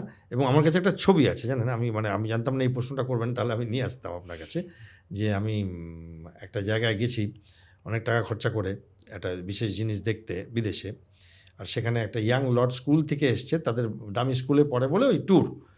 সেখানে একটা টিচার বসে আছেন আর সবাই বসে আছে, টিচার ছাড়া সবাই নিজের ফোন দেখছেন, আর টিচার আমার দিকে তাকিয়ে আছেন, আর আমি একটু হাসলাম, উনি বুঝলেন আমি কেন হাসলাম। আমি তখন একটা ফটো নিয়েছিলাম, তখন উনি আমার দিকে হাসলেন, যে কি করব বলুন, সবাই ফোন দেখছে। তাদের বাবা মারা লক্ষ লক্ষ টাকা খরচা করেছে যে যাতে তারা ওই জায়গাটা দেখতে পায়। ধরুন নায়াগ্রা ফলস, ওখানে দেখেও মানুষ খালি ফোনে কতক্ষণ তুলব আর সেলফি নেব। আপনি যদি প্যারিসের লিওর মিউজিয়ামে যান, ওখানে সবাই যায় মোনালিসার ছবিটা দেখতে, বাট আপনি লিওর মিউজিয়ামে 2-3 দিন লেগে যাবে যদি আপনি একটু দেখতে চান ভালো করে, অনেক কিছু রয়েছে। বাট লোকে কি করে জানেন, লোকে এইটা ধরুন মোনালিসার ফটো, লোকে এইরকম করে ফটোটা নেয়, সেলফি তোলে, মোনালিসাকে দেখে না কেউ যে কি এঁকেছিল, কেন এত ফেমাস। আমি আপনাকে দায়িত্ব নিয়ে বলছি, আমি কি করেছি শুনুন, আমার কাছে এই ফটোটাও আছে, আমি ওই পিছনে গিয়ে, মানে একটা ব্যারিকেড আছে, ধরুন এটা ফটো, একটা স্টিলের ব্যারিকেড আছে, ওইখানটাতে গিয়ে আমি লোকেদের ফটো নিয়েছি, মানুষ কি করছে না, তাদের রিয়াকশনটা, মানে সব 30 জন লোক এমনি করে ফটো নিচ্ছে, কেউ দেখছে না যে এই ছবিটা আমি একটু দেখি, লুভে যাচ্ছেই ওই একটা ছবি তুলে সোশ্যাল মিডিয়া পোস্ট, বা নায়াগ্রা ফলসটা একটু দেখি, বা এই ভলকানোটা একটু দেখি, এত কষ্ট করে এসেছি, কতক্ষণে আমি ওটা লোড করব, পাবলিক প্ল্যাটফর্মে দেব, এবং 2-4 জন বন্ধু হিংসার বসে, রাগের বসে বা ভালোবেসে আপনাকে লাইক দেবে, আর ততক্ষণে আমার দিকটা কমপ্লিট হবে। লোকে খাওয়াও শান্তিতে খাচ্ছে না, হোটেলে প্লেট আসলে আগে প্লেটের একটা ফটো নিচ্ছে, এবং এইটা আমাকে একটু পীড়া দেয় দেখতে, যে আমাদের তরুণ প্রজন্ম বড় স্ক্রিন ওরিয়েন্টেড। হয়তো এই কথাটা আপনারও পছন্দ হচ্ছে না, না স্যার, আপনি একদম ঠিক কথা এবং বলেছেন। যারা শুনবে তারাও হয়তো আমাকে গালাগালি করবে, বাট এটা ফ্যাক্ট। এটা দেখলে আমার কষ্ট হয়, কারণ জানেন, এখন যদি রাস্তাঘাটে ধরুন একজন মহিলা বা একজন পুরুষ আরেকজন মানুষের দ্বারা, বুলির দ্বারা হ্যারাস্ট হচ্ছেন, খালি মহিলা কেন বলবো, পুরুষরাও হয়, তো অনেক লোক দেখছে। আমাদের সময় হলে 2-4টে লোক তাও সাহস করে আসতো, কী করছেন, কেন করছেন, এখন সবাই ফোন করে এমনি করে, ওইটাই ক্ষমতা তার কাছে, যে সে ওই রিলটা করবে, রিলটা করে ফেসবুকে দেবে, সে তার সাহায্য করে না। এটা বড় দুঃখের ব্যাপার। এখানে আমরা স্ক্রিন ওরিয়েন্টেড হয়ে যাচ্ছি। এবং আগে ছোটোবেলায় বাবা মার সাথে বেড়াতে গেলে আমরা চেষ্টা করতাম যে হোটেলে এমন যদি রুম পাওয়া যেত, যদি বাবা এফোর্ড করতে পারে যে জানলা আছে, জানলা দিয়ে সমুদ্র দেখা যাবে বা ব্যালকনি আছে, খুব খুশি হতাম। এখন আপনারা বা আপনার পরের প্রজন্ম তারা ওয়াইফাই খোঁজে, জানলা লাগবে না, দরজা লাগবে না, কিচ্ছু লাগবে না, ওয়াইফাই থাকলেই হবে। ওয়াইফাই না থাকলে আপনি যদি বিশাল ভিউয়ের রুম দেন আমি নেব না। তো এইটা আমাকে পীড়া দেয়, আমাদের ডিপেন্ডেন্স ওয়াইফাই আর স্ক্রিনের ওপর বড্ড বেশি বেড়ে গেছে। যদি মানুষ আমার কথা শুনে 2টো লোকও যদি একটু চিন্তা করে, আমি খুব খুশি হব। এবং শেষ করি আপনার কথার, একটা আধ্যাত্মিক সাধনার প্রসেস হয়, সেখানে আপনি 2-3 আপনিও গিয়ে কাটাতে পারেন, আপনার কিছু টাকা দিতে হবে, তারা আপনাকে কিছু শেখাবে, কিছু ক্রিয়া শেখাবে, কিছু ওয়ে অফ লাইফ শেখাবে। তো সেখানে ওরা বলে আপনাকে কিন্তু একটু উপোসও করতে হবে। তো তখন যারা যায়, হ্যাঁ হ্যাঁ আমরা উপোস করে নেবো, বলছে ঠিক আছে, খাবো না একদিন, কোনো ব্যাপার না, বা 1.5 দিন, একদম না খেয়েই রাখবে তা তো না, হয়তো 10-12 ঘন্টা পরে একটু কিছু দিল, হালকা কিছু, তো কারণ একটা শরীরের সাথেও ব্যাপার আছে। তো সেখানে মহারাজারা যাওয়ার পরে ফোনটা নিয়ে নেন, বলেন এটাই উপোস, আপনাকে খাবার 3 বেলায় দেওয়া হবে। তখন দেখে অর্ধেক লোক ওখান থেকে পালিয়েছে, যারা ফোন নিয়ে নিয়েছে, তাহলে কি হবে? আপনি চিন্তা করবেন যে মনে হয় যেন শিশু হারিয়ে গেছে বা লিভার কিডনি বেরিয়ে চলে গেছে যদি কোনোদিন আপনি রাস্তায় বাড়িতে ফোনটা ভুলে যান। ঠিক, হ্যাঁ, আর fear of missing out, FOMO যেটাকে বলে, যে ধরুন এক্ষুনি আপনি কথা বলছেন, ট্যাক করে একটা আওয়াজ হলো, SMS এলো, সঙ্গে সঙ্গে আপনাকে দেখতেই হবে ওটা কে পাঠিয়েছে। বাট আপনাকে মোদিজি পাঠাচ্ছে না, আপনাকে ডোনাল্ড ট্রাম্পও পাঠাচ্ছে না, Important নয় ওটা। আপনার ভাইপো, কাকা, মামা, কেউ একটা কি করছিস, কি খেলি, এইসব লিখছে, বাট আপনাকে দেখতেই হবে, ফিয়ার অফ মিসিং আউট। তো এইটা একটা বিশাল একটা অসুবিধার জায়গায় পৌঁছে যাচ্ছে পৃথিবী। তো স্যার কেমন লাগলো আমাদের এই টোটাল শোটা, পডকাস্ট কেমন লাগলো? ভালো লাগলো, অনেক অভিনন্দন এবং অনেক শুভেচ্ছা, কারণ আমাদের জীবনটা তো শেষের দিকে যাচ্ছে, গড়াচ্ছি, আমরা এখন ঢালুতে আছি, এবং তাদের জন্য দেশের আমরা যে কাজগুলো অতটা ভালো করে করতে পারিনি, আমাদের প্রজন্ম, পলিউশন বলুন, এই যুদ্ধ লাগিয়ে দেওয়া, হ্যাঁ, সেইগুলো তারা করবে এই আশা রাখছি, এবং আমাদের দেশ এবং পৃথিবীও অনেক বেটার হবে, এবং সবাই ভালো থাকবেন। জয় হিন্দ। জয় হিন্দ। ইন্ডিয়ান আর্মি এবং ডিফেন্স নিয়ে আপনারা যদি এরকম ধরনের আরও পডকাস্ট ইন ফিউচার দেখতে চান, কমেন্ট সেকশনে অবশ্যই জানান। আপনি যদি আমাদের বাংলার পুরনো হারিয়ে যাওয়া ইতিহাস সম্বন্ধে জানতে চান, তাহলে এই পডকাস্টটা দেখুন। দেখা হবে পরের পডকাস্টে, ততদিন ভালো থাকবেন, সুস্থ থাকবেন। আর আমি ছিলাম মিঠুন আপনার সাথে।